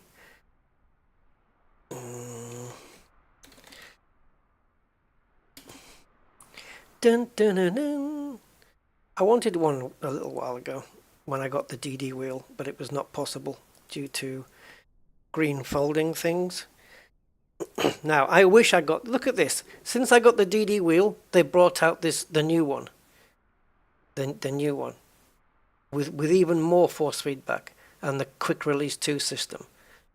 Bastards. $699 for that though. Oh, that's a cool little wheel. So I bought myself a cheap steering wheel. Cheap for Fanatec prices. It was the one I wanted for a while. But you see, this is cheap for Fanatec. It is. Because, look. See? These, like, okay. This is for karting, right? So any genre you can think of is here. So this is the one I ordered. So it's $199, but I didn't get it on its own. So this is a full-size replica of the steering wheel that's in the McLaren GT3, or at least the McLaren GT3 that was a few years back. I think it's changed a little bit since. These buttons are all got caps on them for the Xbox and stuff like that, so I'll take those off. I don't think they're on anyway. I won't have these buttons on there. They'll all be red and grey. And then it also comes with a pack of stickers. So I can, for these two rotational buttons, I can put like TC or traction control and then engine mapping on one, and I can just put stickers on there for that. Then I can have maybe B can be like DRS, or well, this one could be DRS. I'll put stickers up there. This will be engine start, I suppose. And then you've got this rotary here, which will change you from, it changes the way the clutch works, because these two orange things at the back is your gear, upshift, downshift. But these two is your clutch. In an F1 car, right, this one, when you start, you hold them both in at the start of a race. And as the lights are going to go green, you want to get your clutch bite point. So you release this until you get your bite point. Once you do, then you start releasing this one. And that's like a pedal in your car. It releases the clutch that way. And then it sets it off. But what would be good, what's good is if you turn this wheel to the next configuration, this display lights up in blue, then you can have this as a clutch and this as a handbrake, which is great for rally. But then again, the wheel I've got now, which is round, is the one I prefer to use for rally. So I wanted this McLaren wheel just because it looks cool, and I'm probably going to need gloves with it because this is a rubber grip, or it's going to be a hard plastic grip. So I don't really, that's going to give me some blisters. So I might get some gloves as well. But yeah, so we've got a couple of little twiddly buttons there. We've got rotaries, a big neutral button there, which I don't know if I might use that in one of my sims. But yeah, so I've ordered this one. And also, instead of having I don't know if it's got the picture of the back of it. Yeah, there it is without the buttons on, see?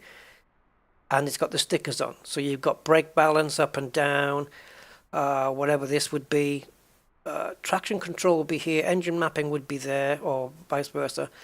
Oh, ABS. Yeah, you could use it for ABS, actually. And then maybe use traction control here or something. I don't know. I'll figure it out.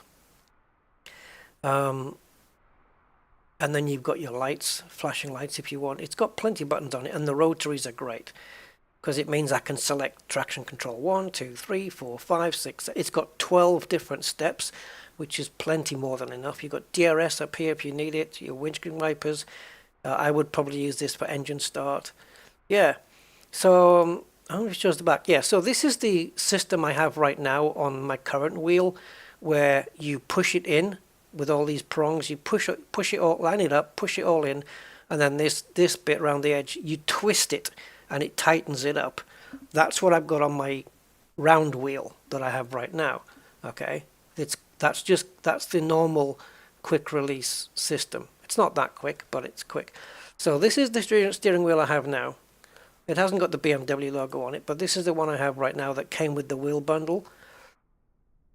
And as you can see on the back, it's using the same, you know, push the wheel onto the base and then twist that.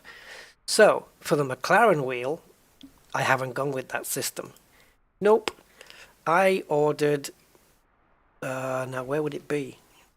I wish I could have ordered QR2, but that would have meant putting something on the base as well. So what I did was I ordered the QR1, which I can't find. Maybe I have to type it in here. So I ordered the quick release 1 system. There, this one. So this was 49 euros. So basically you take that thing off the back of the wheel, that twisty thing, that all comes off. I think there's an electrical connector on there as well you've got to take off, so you've got to have to be careful.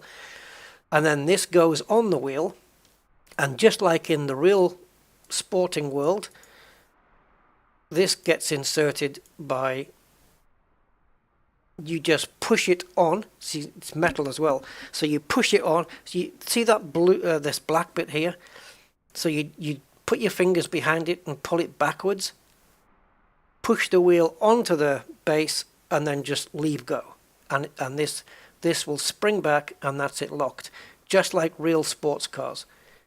And then I could even buy I could have, well, maybe later I'll buy another QR1 for the current wheel I've got, and that way I've got a quick release for both wheels, and I can just push this backwards, pop the wheel off, put the other one on, and then just release, and we're good to go.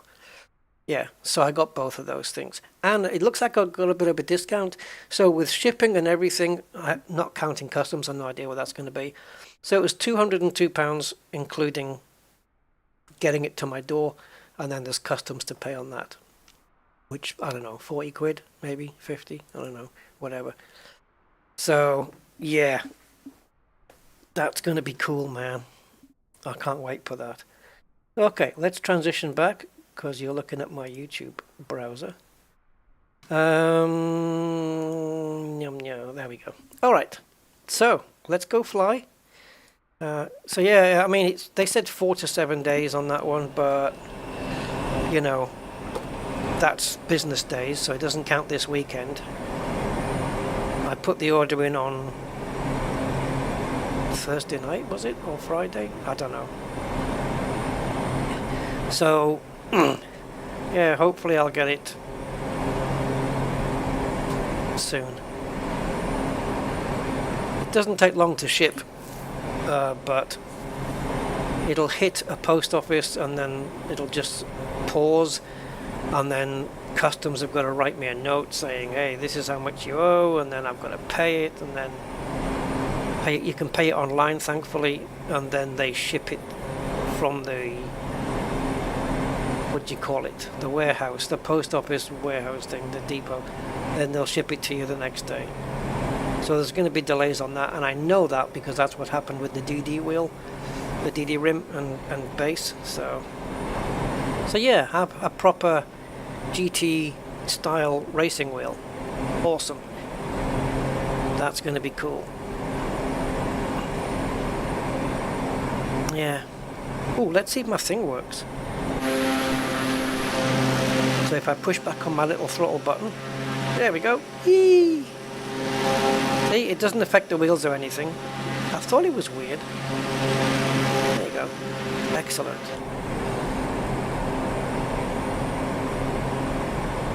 I was thinking about turning this into a bit more daytime, but COM volume? Oh, don't tell me it does that as well.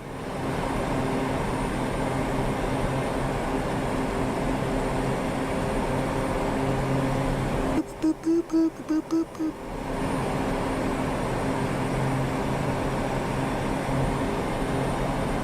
Right, so there's the fort, which we fought for over many years.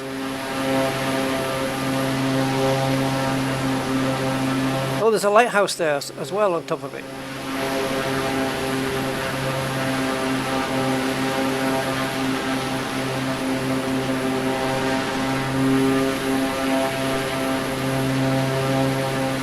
It's kind of a thing, isn't it, when you get like wonders of the world and great architecture, and it gets spoiled by modern consumerist places. For example,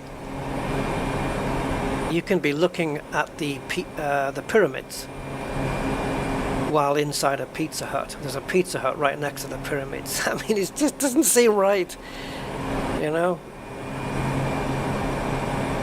Okay, we're gonna need some major throttlage here. Because not only do I want to see these, but I want to get over them. Now, I don't know if you know, but in the UK, on the east coast down south, there is a huge array of wind turbines, a big array of them, and yes, they are in Flight Sim, all of them. This is gonna be a tricky one. Oh no, we can clear it, I think.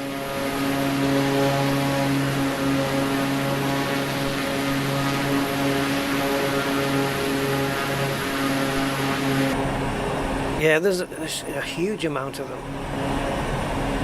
I think there's a name for them, but I don't remember what it is. But it's a lot. It's a big lot. See that we've got all these places, but I don't know what to expect there. Now that we've gone past that, let's just change the time.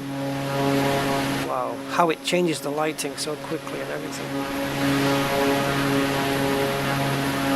You know, you ever see those on the documentaries where you get those fast motion time speed ups, you know, from night to day, where you're watching a plant grow or something?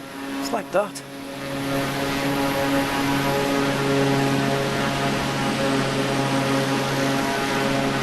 Yeah, it's quite nice scenery, this.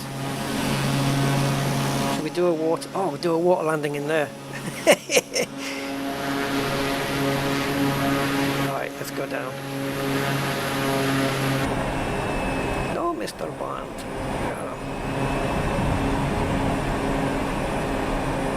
Oh, there goes your breakfast. $500.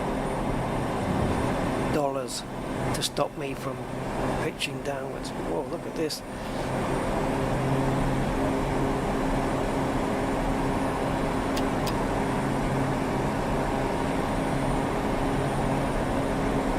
$500. You said that before.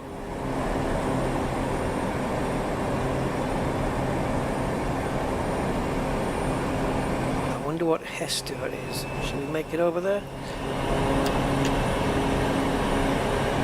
Yeah, I quite like sim racing. I've been doing it a long time, Mark. Long time.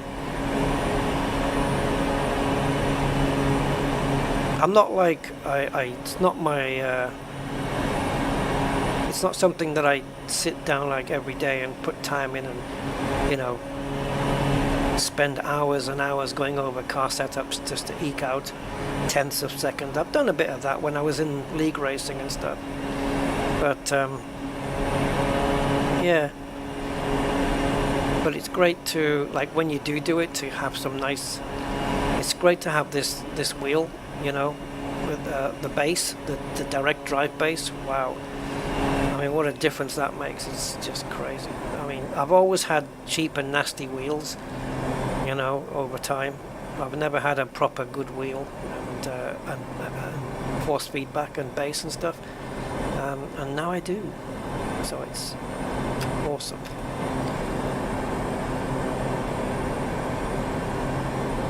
Only took me 30 years. Mind you, direct drives haven't been out for 30 years. I see this propeller spinning and it looks like it's raining. Right, see, I put the rudder down now, so now I can turn. That causes some friction on the water, and that will actually stop the plane. Because brakes won't. Brakes aren't going to work here. No! Brakes don't work on the water.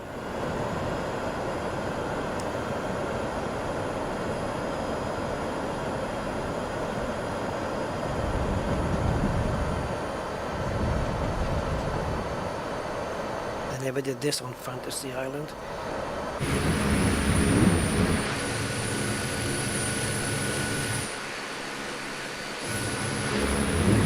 So we're somewhere in Denmark, right? Yeah, Denmark.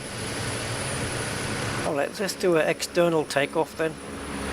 So we'll keep the flaps down so we can... Oh God, we are getting pulled in, guys. The current's pulling us over. Jesus. I'm going to go that way. I'm going to go with the current and see if we can... No, no, no, no, no. Why? Why?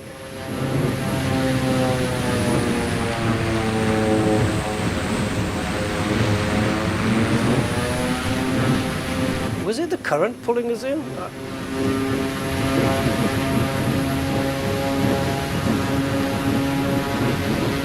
Can't even get the plane turned here.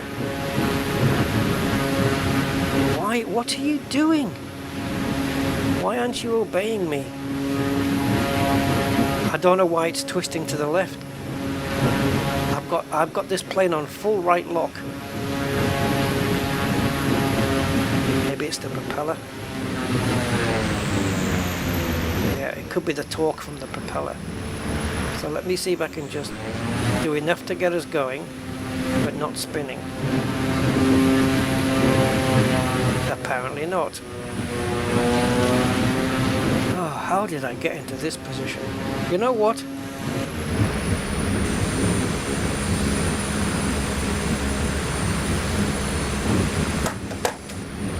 Now what you gonna do?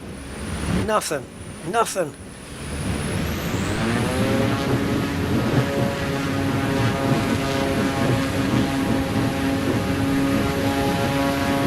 I have got full right lock on here. Let's just go forwards and get some speed up and hope to Christ it's enough.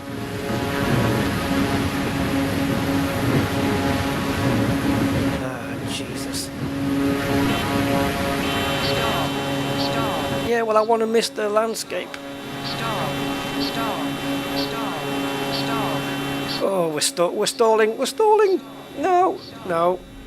Wait. Okay. Anyway, I'm guessing we haven't seen everything of this place. Let's have a look at some. I want to have a look at the airports. So where am I? So they've got. Let's have a look where the airports are. Okay. So we've got 5 handcrafted airports. One of them we've seen is the Akureyri in Iceland, which I think is one of the ones that we tried to land at. Mo I Rana Airport in Norway. So we've got, let's see how big that is. So that's Enra. Enra. ENRA. This one. Oh, it is Rosval. Okay. So let's change the time. No, it's a small one, yeah. Okay, so that's a small airport. And then we've got another one, Leknes Airport in Norway, ENLK.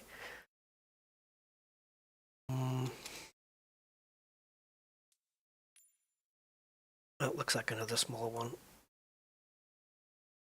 Yeah, there's enough to get a... How long's the runway? Meters. That's enough to land a jet on. Hey, Philip. Philip was a member before, so I think it's just an update. But thank you, Philip, for your continued support, man. So cool, man. Thank you very much. That's enough to get a plane, a big jumbo. Well, not a jumbo, but a commercial jet. Oh, no, wait a minute. No.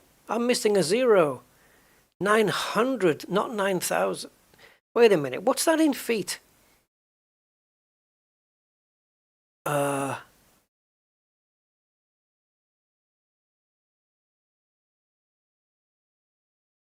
Wait a minute.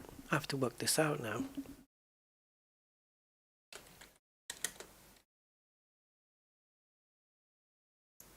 Right, a 737.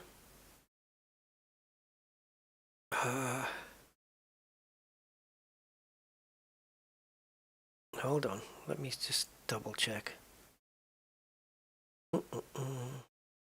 Because obviously the amount of runway that a plane needs varies based on a few things, weather and altitude of airport, and I guess as well that would probably also have something to do with it. But like it says here that a Boeing 737-800 would require between 5.9 and 6,600 feet, 5,900 and 6,600 feet. In terms of the land here, that's not enough. Ah, cheers, Andy. Oh yeah, it's midnight. I made it. I made another year. Click. Probably the last one, but at least we got here. So what's all these ones? Mediums. You know what? Let's put a plane down here. I don't think. Yeah, cheers guys. I'll be doing a stream today, tomorrow, whatever you want to call it. Elite Dangerous one. We'll do another one of those. Actually, yeah, it's midnight, so I'm going to get off. I want to watch some more episodes of The Shield, which I'm binge watching through again. And the sooner I get through those, the sooner I wake up, and the sooner we stream, and blah blah blah blah blah blah blah blah blah blah blah blah blah blah blah.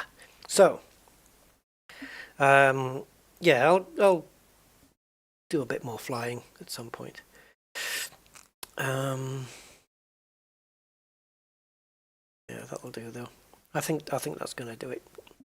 So we'll get Elite Dangerous done tomorrow, which will be probably another. Should we do another Beamer stream, John Beamer? Because we landed on the last Elite Dangerous stream. We landed on a really nice looking planet, didn't we? Really gorgeous looking thing. So we're going to pick it up from there. So yeah, I'll probably go through a bit more of this at some point. Maybe do a Nordic flight if we've got any. Because, I mean, even though we've got these new 5 airports, even if they're small ones, it doesn't matter. We can still take off from the big ones. And I know in a jumbo, or I call it a jumbo, but even in a commercial jet, you're not going to see too much of the buildings because we're going to be too high up, but, you know. So, yeah, it's just going to be a normal day. I think gain damage, just a normal day for me, really. Yeah, it will be. It's a normal day. So, with that in mind, guys, take care. I'm going to grab a bite to eat and then drift off to the land. Yeah. I fixed something today which I was very pleased with. I bought a couple of weeks ago. I bought a electric blanket because I've never normally had one, and I bought one. And I love it. Oh, God. Just to get in and the bed's nice and warm. And I just keep it on all the time on level 1 because it hardly costs anything to run, right?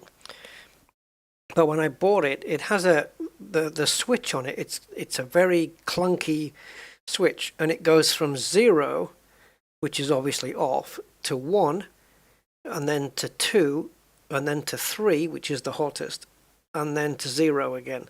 So you've got 0 at the bottom, 0 at the top. So no matter which extent you go, the top or the bottom, it's always going to be off. So obviously to switch it on, it's like 0, 1, 2, 3, and then switch it off. You can go 0, and then you can come back 3, 2, 1, 0 again, right? So it's like that. Now, it was brand new, king size, because double was too small. Apparently, my bed must be a king size. I don't know, but yeah. So I put a king size one on, switched it on.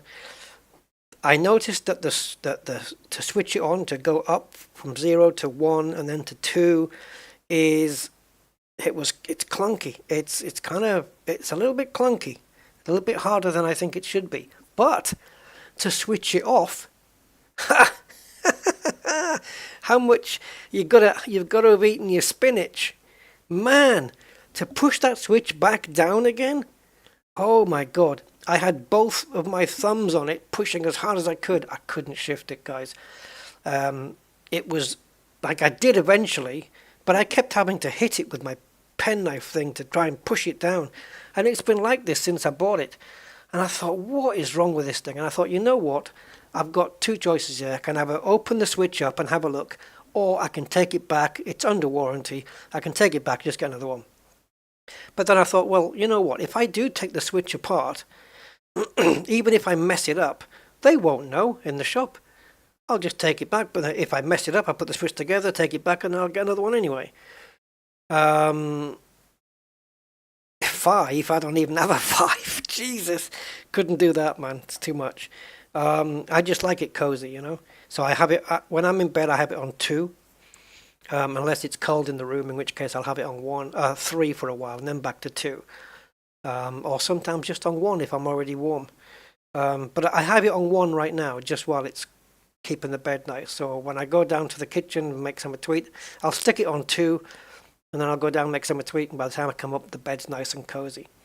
So I got the switch, and it only had 4 screws in the back, and it wasn't flathead or Phillips, you know, the cross. It wasn't either. It was like a Mercedes sign, the three prongs. But I have a screwdriver set that's got that, so I had it. So I undid it all, and the switch inside is basically, it runs along this. It's 2 metal strips on the switch that run along 2 metal strips on the circuit board, but the way it goes click, click, click, click, let's see if I can describe it. The actual switch that you move up and down, inside there on the if you imagine taking it apart like a sandwich, you got the top slice and the bottom slice. The top slice is with the switch on. If you look underneath, it's ridged like house roofs, you know, so it goes up, down, up, down, up, down, up, down. And what that does, that is where all the slots are for all the different numbers, right? And the thing that slots in there is a spring, quite tight spring, with a ball bearing on top of the spring. So it's like this plastic cylindrical shaft that the spring sits in. So you seat the spring into there, and a little bit of the spring sticks out. You balance the ball bearing on top, and then you put the switch back together again, and then that ridged bit is what the ball bearing rides up and down on the spring. You with me? So the ball bearing's just inside these ridges, and then when you push the switch, it has to go over one of those upside down triangle switches, right? Ridges, and that's where the spring will go down and back up. And I don't know if the spring was out of place or the ball bearing was out of place. I don't know what was wrong with it, but I saw that the spring was just a little bit bent at the bottom. That might have been something I did when I took it apart. I don't know. So I put the bent part of the spring back in down the shaft at the bottom, and so the straight part was sticking out. Balanced the ball bearing on top, put the switch back together, and boy, does this thing slide nice now. It just goes clack, clack, clack, clack, clack, and then back down, clack, clack, clack, clack, clack. Gorgeous. Perfect. A good fix. I was really happy with that because it was driving me mad, and it also meant that I didn't have to go down, you know, take it back to the shop, wrap it all up, put it in the box. I've got the receipt. Put it all back in the box, drive down there, get another one, drive back. No, it's fine. So I don't know what the hell was wrong with it, but it turned out to be an easy fix, and I've been putting up with that crap for days now. Although, why didn't I just take it apart straight away? So yeah, little story for you there. So I fixed it. So yeah, it's nice, electric blanket, and apparently they don't cost hardly anything to run, you know. So I just keep it on most of the time, because why not? Yeah. It's weird that they're machine washable as well, eh? You know, that you can stick them in a washing machine. Like, how does that work? And then what? If you don't dry it properly and you put it on, what, you get poached? Yeah, it was a good fix, Andy. It's nice, you know, because I don't know why I thought that the inside was going to be more mechanical, you know, like those brass prongs. You know, when you take a plug apart, a British plug that is, you take a British plug apart and there's a fuse, and then you've got those brass holders that clip the fuse in. I don't know why I thought the switch was going to be running along something brass like that up and down. and it was just a case of bending the metal, you know. It wasn't like that at all. It was just a fairly stiffish spring and a tiny little ball bearing. That's all it was. And I just put everything back and put the switch back together, 4 screws back in, and now the switch is sliding up and down, 1 finger operation, no problem, up and down, tick-a-tick-a-dum, tick-a-tick-a-dum, beautiful. God, man. Yeah, it's nice, it's satisfying, you know? It's a satisfying fix. I like it when, you know, something like that happens. It's like fixing your car, you know, sometimes you just, oh, there's the problem. You fix it and then suddenly your car's running good again and it's like, yeah, that's cool, that's nice. It's very satisfying. Yeah, okay, so there we go. Happy birthday to me, November the 12th. Oh, man. Yeah, I wonder what else is important on this day. Should we find out? Let me ask.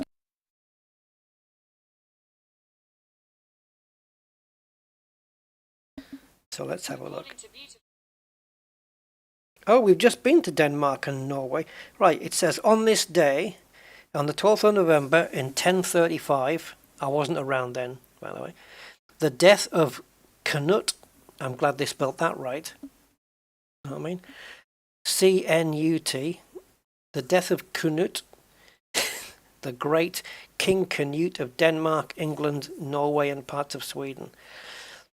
1555, Parliament re-established Catholicism.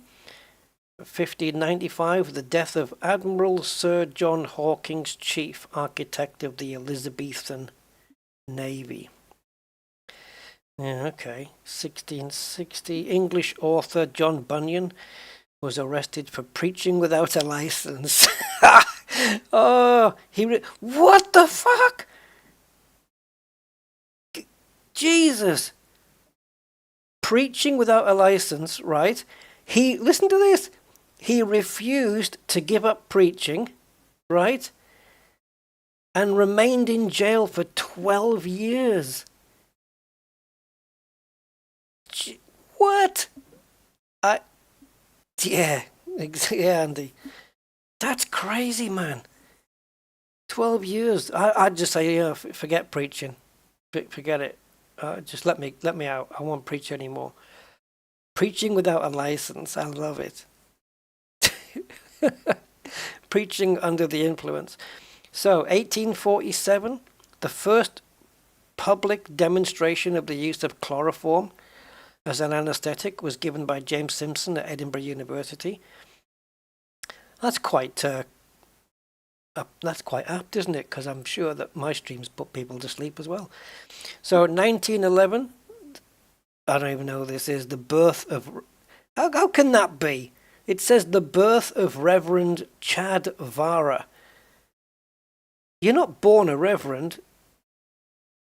He wasn't a reverend when he was born. The birth of Reverend... No, it was Chad Vara that was born. He became a reverend later. Anyway, so apparently Reverend Chad Vara is founder of the Samaritans, the voluntary group who counsel those in distress, or even if you're not wearing a dress. Originally established at St. Stephen's Church, London, it provides a service day and night every day of the year. He was born in 1911 and he only died in 2007, age 95. Wow. 1912, the remains of English explorer Robert Scott and his companions were found on the Ross Ice Shelf in Antarctica. Blah, blah, blah, blah. More text. Norwegian expedition. In 1919, on this day, the first flight from England to Australia started at Hounslow with Ross and Smith in a Vickers Vimy.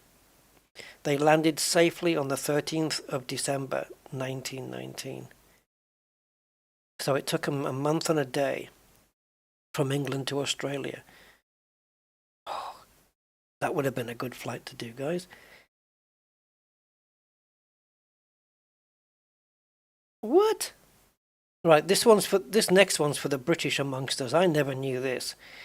In 1928 today, the birth of, well, I'll tell you. Yeah, I'm going to switch this sentence around here.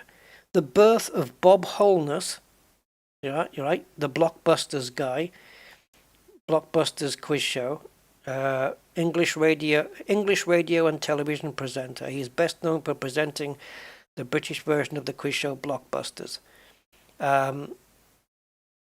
He was born in South Africa. I didn't know that. 1933, on this day, the first photograph of the Loch Ness Monster was taken. Yeah, it wasn't really. It was let's get it right. The first photograph of what people thought was a Loch Ness Monster, let's get it right here, was taken by Mr. Hugh Gray. He managed to take 5 pictures altogether, but after processing 4 of them were blank and the 5th was not confirmed to be Nessie. Yeah, I wonder why. Isn't it like a floating log or something, a floating piece of wood? It comes to the surface, fills full of water again, and then sinks, and then it manages to come back to the surface again. Isn't it something like that? It's not a monster, Jesus. Right, 1944, the RAF launched the 29 Avro Lancaster bombers. I'm in good company here, guys. Oh, in 1974, a salmon was caught in the Thames River. Okay. Yeah. Apparently it was the first since around 1840. It was 8 pounds, 4.5 ounces. Female. Okay. What else?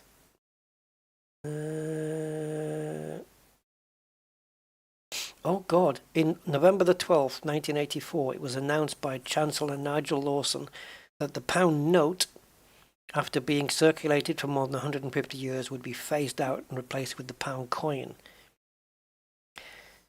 12th of November 1997, train robber Ronnie Biggs was celebrating after Brazil's Supreme Court rejected a British request to extradite him.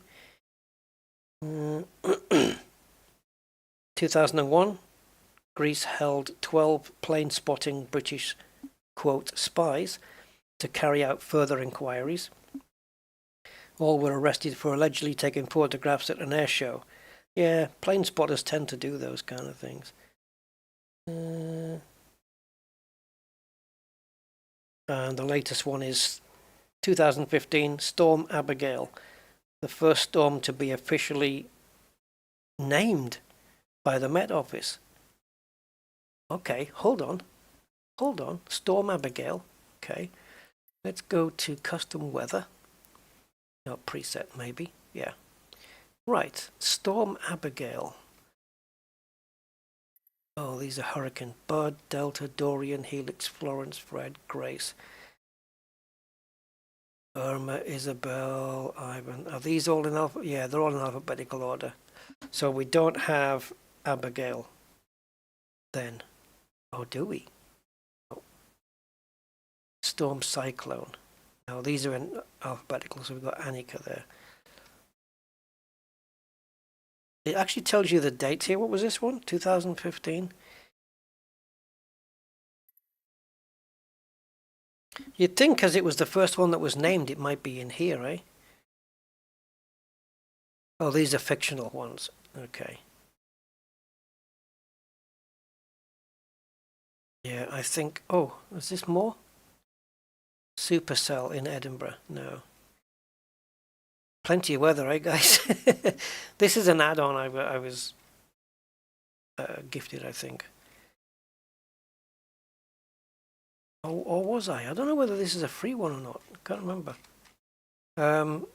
Yeah, it's Storm Abigail. These are cyclones and these are hurricanes, so I guess it's just not getting... I'm not getting any airtime on that one. But it was in parts of Argyll, which is in Scotland, and the Northwest Highlands and Orkney from the 12th to the 13th. Yeah. What a shame it's not on here. Can you imagine trying one of these though?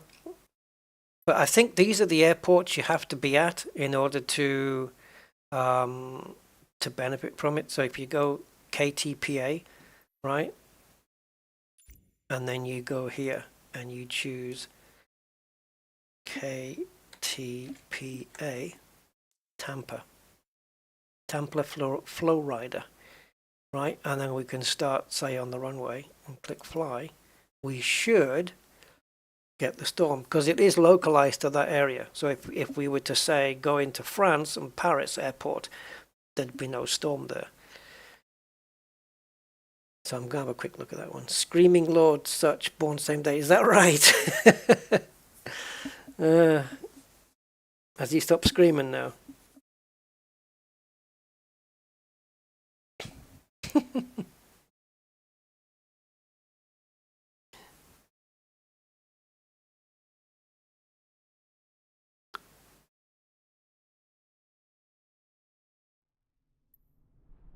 I also made up a stupid joke today, guys, if you want to hear it.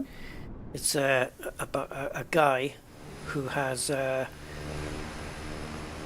left and right portions of his pelvis replaced with metal parts, and he's only got one leg, but apparently he likes hip-hop. Alright, I'm going to stop now. Right, so where's this storm? What the hell is that thing? Is that it? Let's go up. I don't know whether we have to be at a certain altitude or something. Oh, is this it? Oh, sugar. Oh my god. Right, we'll talk about... Hey, we won't need... I bet the frame rates are amazing now. Are we going up or down? Can you imagine flying in this?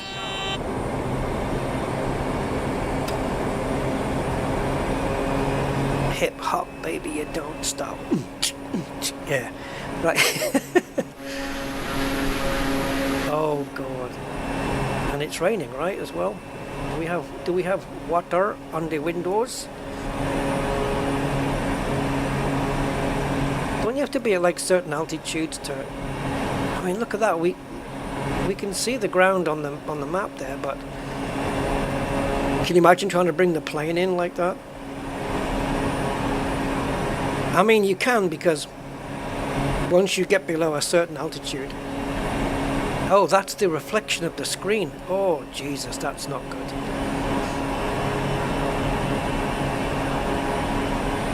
Hip-hop, baby, you don't. Let's try and... What's this?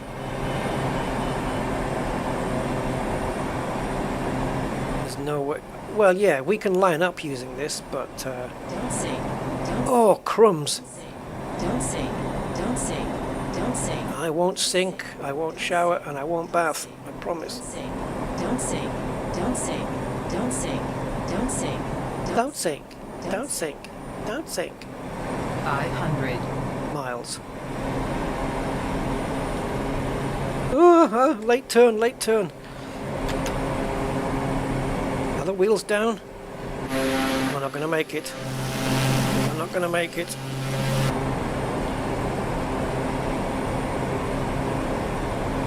Please tell me the wheels are down. Well, I guess we're going to find out.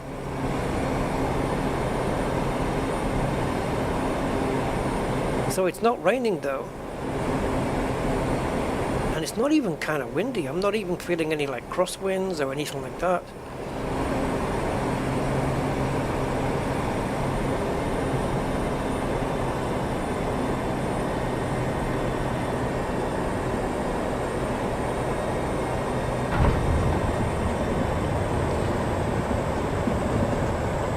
Come on, settle yourself down, sweetheart. Settle yourself down.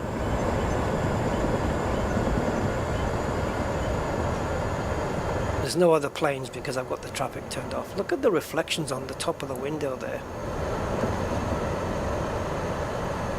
It's only when you're looking at it from a certain angle, bank angle.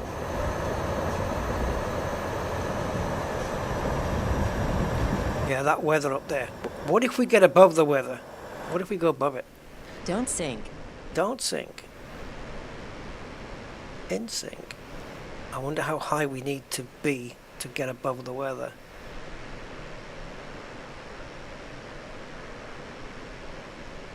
And then can you imagine going into it? Okay, we've cleared it. But how the hell high are we?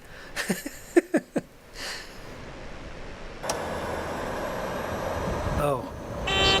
Oh my god, there's not enough air. There's not enough air to keep us going, is there? Oh, there should be if it's only 6,000, or is it more than that? Yeah, if you go too high, obviously the air's going to be too thin, and the propeller can't spin. It will spin, but it can't. There's nothing flowing. You know, there'll be nothing to keep the plane up. Point of fact, if we venture up into the stratos,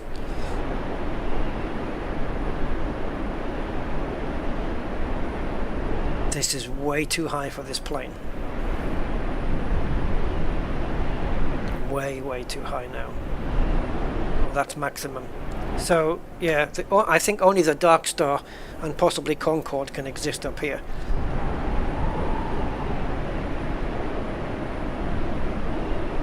So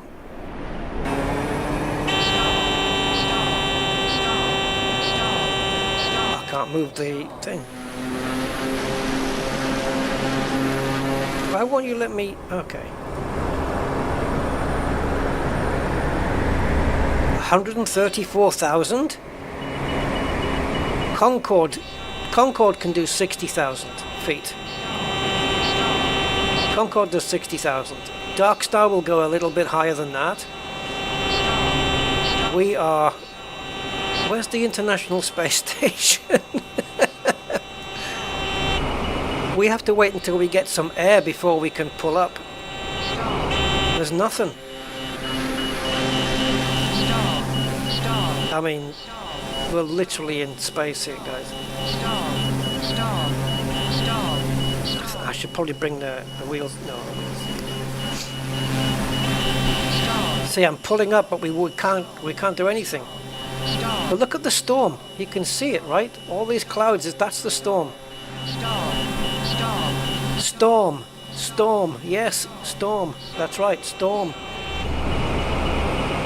Oh yeah, I might come across the Tesla. Woo! There's no air resistance up here. Once we get down to I mean, look, that isn't moving. The altitude, it doesn't know where the hell we are. Oops. Oh, 49,000 feet, minus 50,000. What? This is how far we're coming down. 56,000 feet a minute. Eventually we'll get enough air where we'll be able to pull the plane up.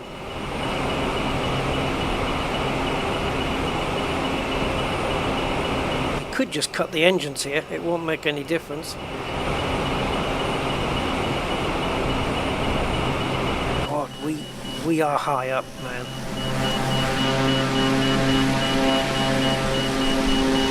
There's no air flowing over these wings at all.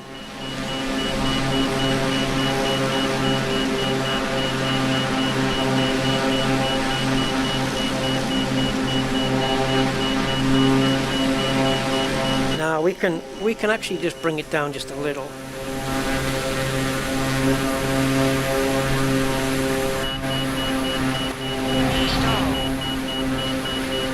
If I had the flight dynamics on, this flight would have been over already, because it would have been like the stress on the aircraft would have been ripped apart. So that thing where you've got the body stresses, you know, on the aircraft, I've got that disabled. I must have, otherwise there's no way the plane takes this. Can we level out yet? Now it says 60,000. Yeah, we're way too high. This is Concorde's maximum altitude right here. We shouldn't be here.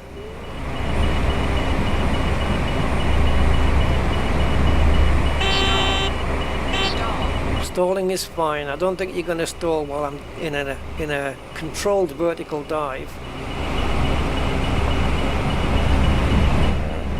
This is how they do it in the movies, isn't it? To make it look more dramatic.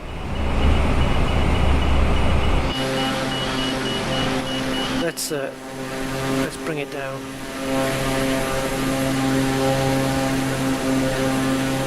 Obviously the clouds are now have to wait to render in. Oh, crumbs.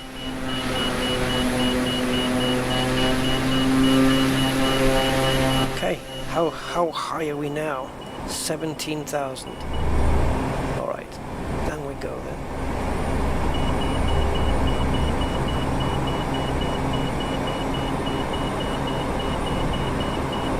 Yeah, I know we're going too quick.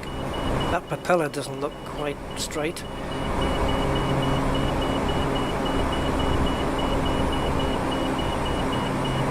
Extreme flying.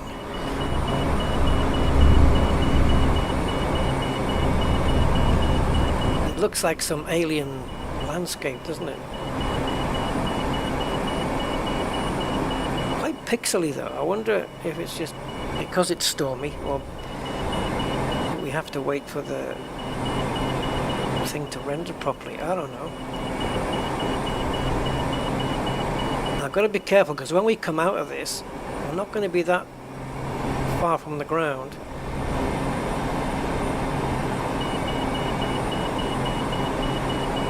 So 11,000 feet now. I don't know how thick this storm is, but it's pretty thick.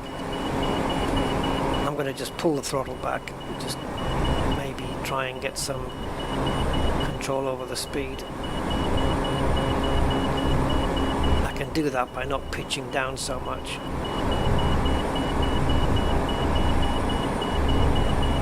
Pull up. Pull up. Pull up. Oh, are we over the sea? Looks like it. Okay, let's start making a gentle descent. See that green circle on the map there? We'll just follow that down. But it looks like we're over the water now. And we were in Florida, right? So, yeah, makes sense. And we can land on the water as well. It's a pity. I wonder if the water's going to be really like rough and choppy because of the storm above.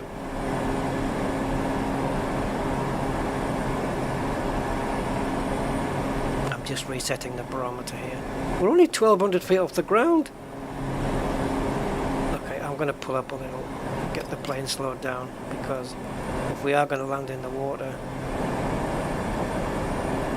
I was going to say, yeah, so it was like 600 feet when we got to see it. 500. So that's the altitude of the storm then, 600 feet. I love the reflections on the glass, man, on the side and on the top there. Really cool.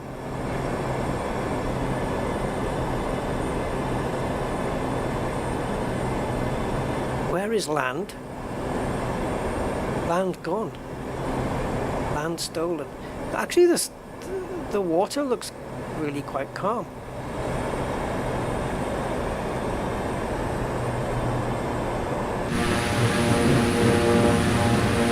Don't tell me we've got sun as well.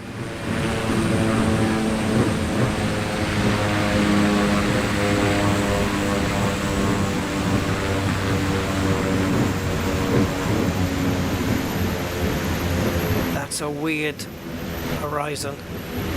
This massive storm on the sun. What time of day is it actually?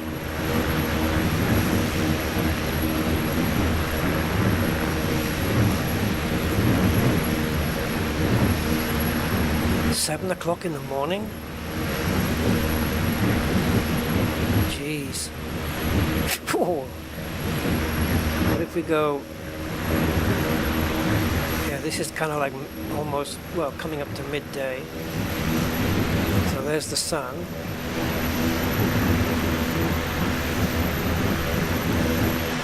I thought the sea would be, you know, pretty bad, but it actually isn't at all. Let's cut this.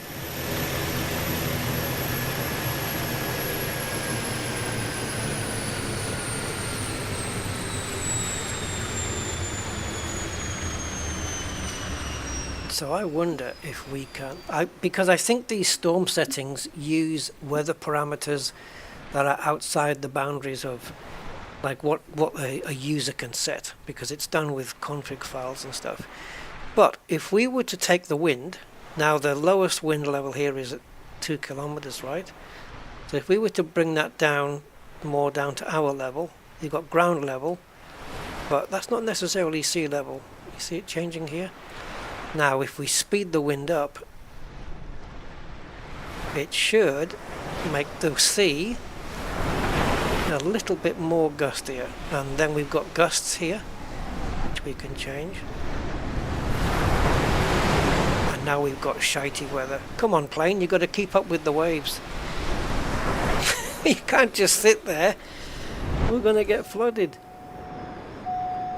You have to bob up and down with the water, surely. No. What if we go more? Stall.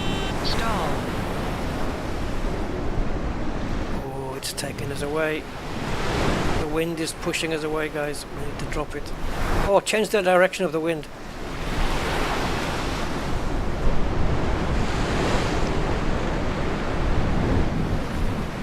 Ah, look at you can even see the wings wobbling a little bit.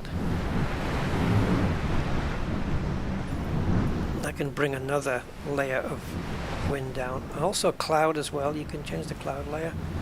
Bring that down or up. Just move the storm like completely away. And you've got clouds up above, which you can move out the way too. And we can also thin out how much cloud there is.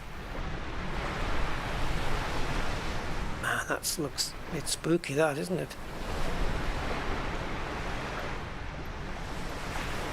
And I guess we can change.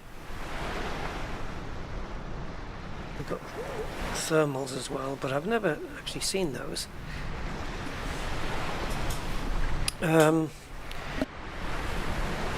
Yeah, this is definitely life jacket stuff. I'm just wondering about where the rain is, because this is for the wind. How do you add? It used to say precipitation here, but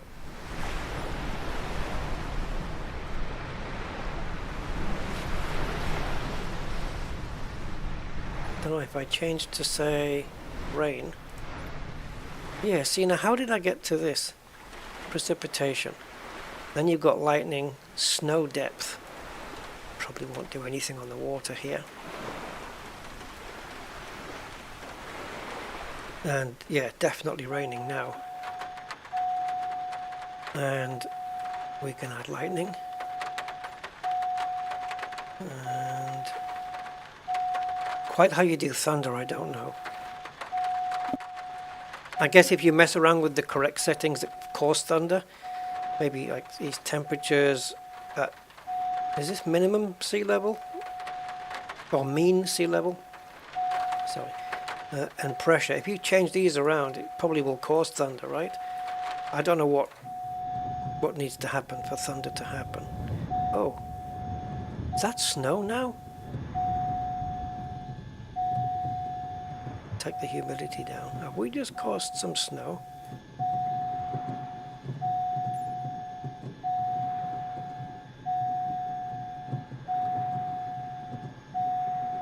Okay.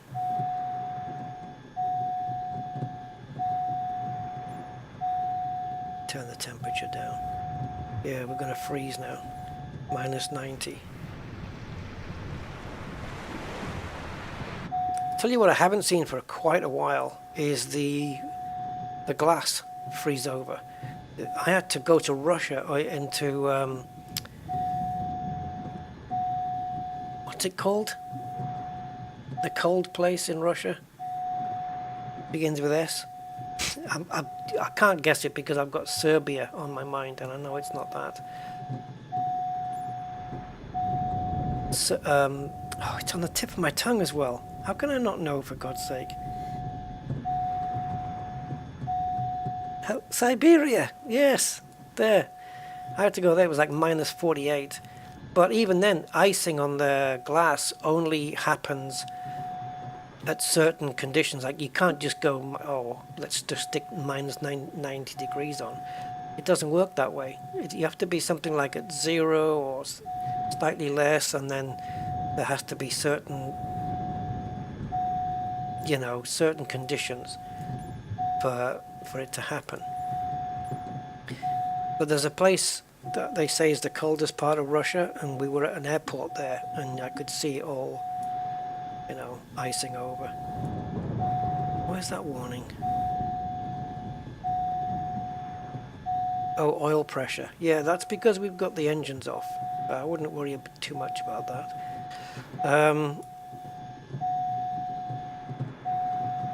Is there a way to get rid of those?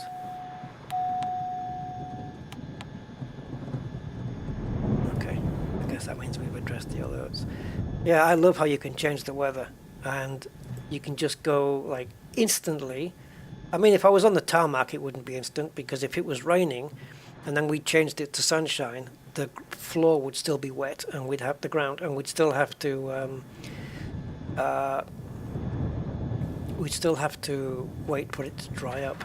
So you've got like storm. It's just instant though, isn't it? Like there's no delay here or anything. Blizzard, freezing rain.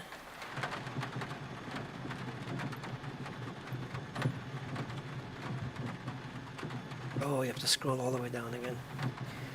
What's a supercell anyway? I don't know what that is. Blizzard.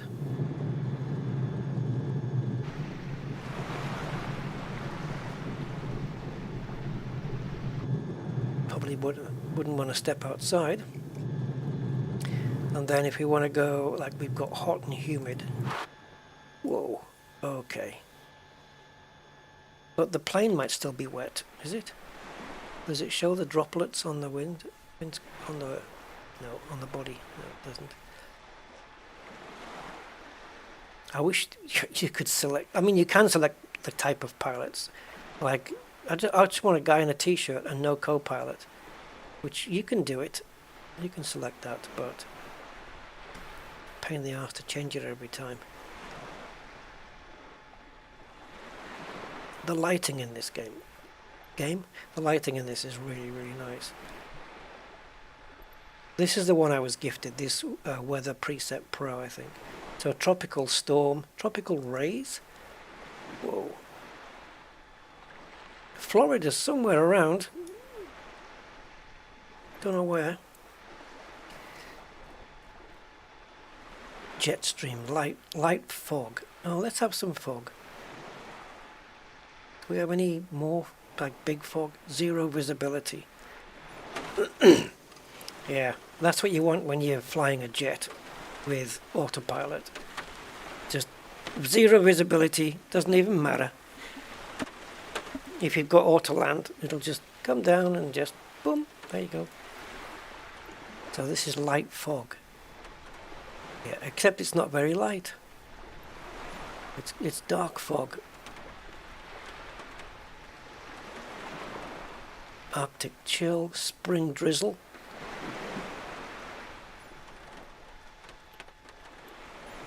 And something tropical rays, tropical storm. Oh my god, what happened to the sea? It got angry, my friends. It's burying the plane. And yeah, what is live weather right now? And real time, it's getting on for nighttime, isn't it? Yeah. So this is reality right now. So if we change the time and the weather to, there you go, clear skies. But I don't like clear skies. I like some clouds.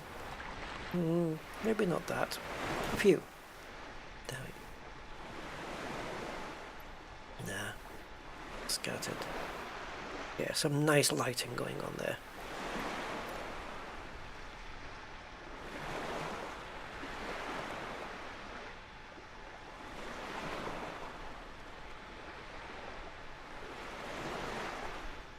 Nice and calm now, isn't it? Right. So, an hour later than when I said, more or less, I'm gonna go. Yeah, so, there you go. The wonders of flight simulation. It's fun. I like it. I like it. So I'm gonna... Does this work? Okay. Can we not open these things? Can't open the door? Or is that a window? God, no. Show me the plane. Oh, it's a window. There's the doors. I'm assuming you can open those. Right?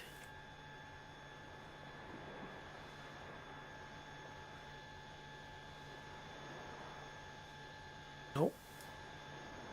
No, there's no hotspot for it. Can sit in this seat though. Come on, pilot. Stepped out for a piss and we haven't seen him since. But we have noticed the water level rising. No, shush. Right. Okay, guys, I wish you all a fond farewell and I will catch you on the next one. So, I am definitely out of here. Ta-ta. Bye-bye.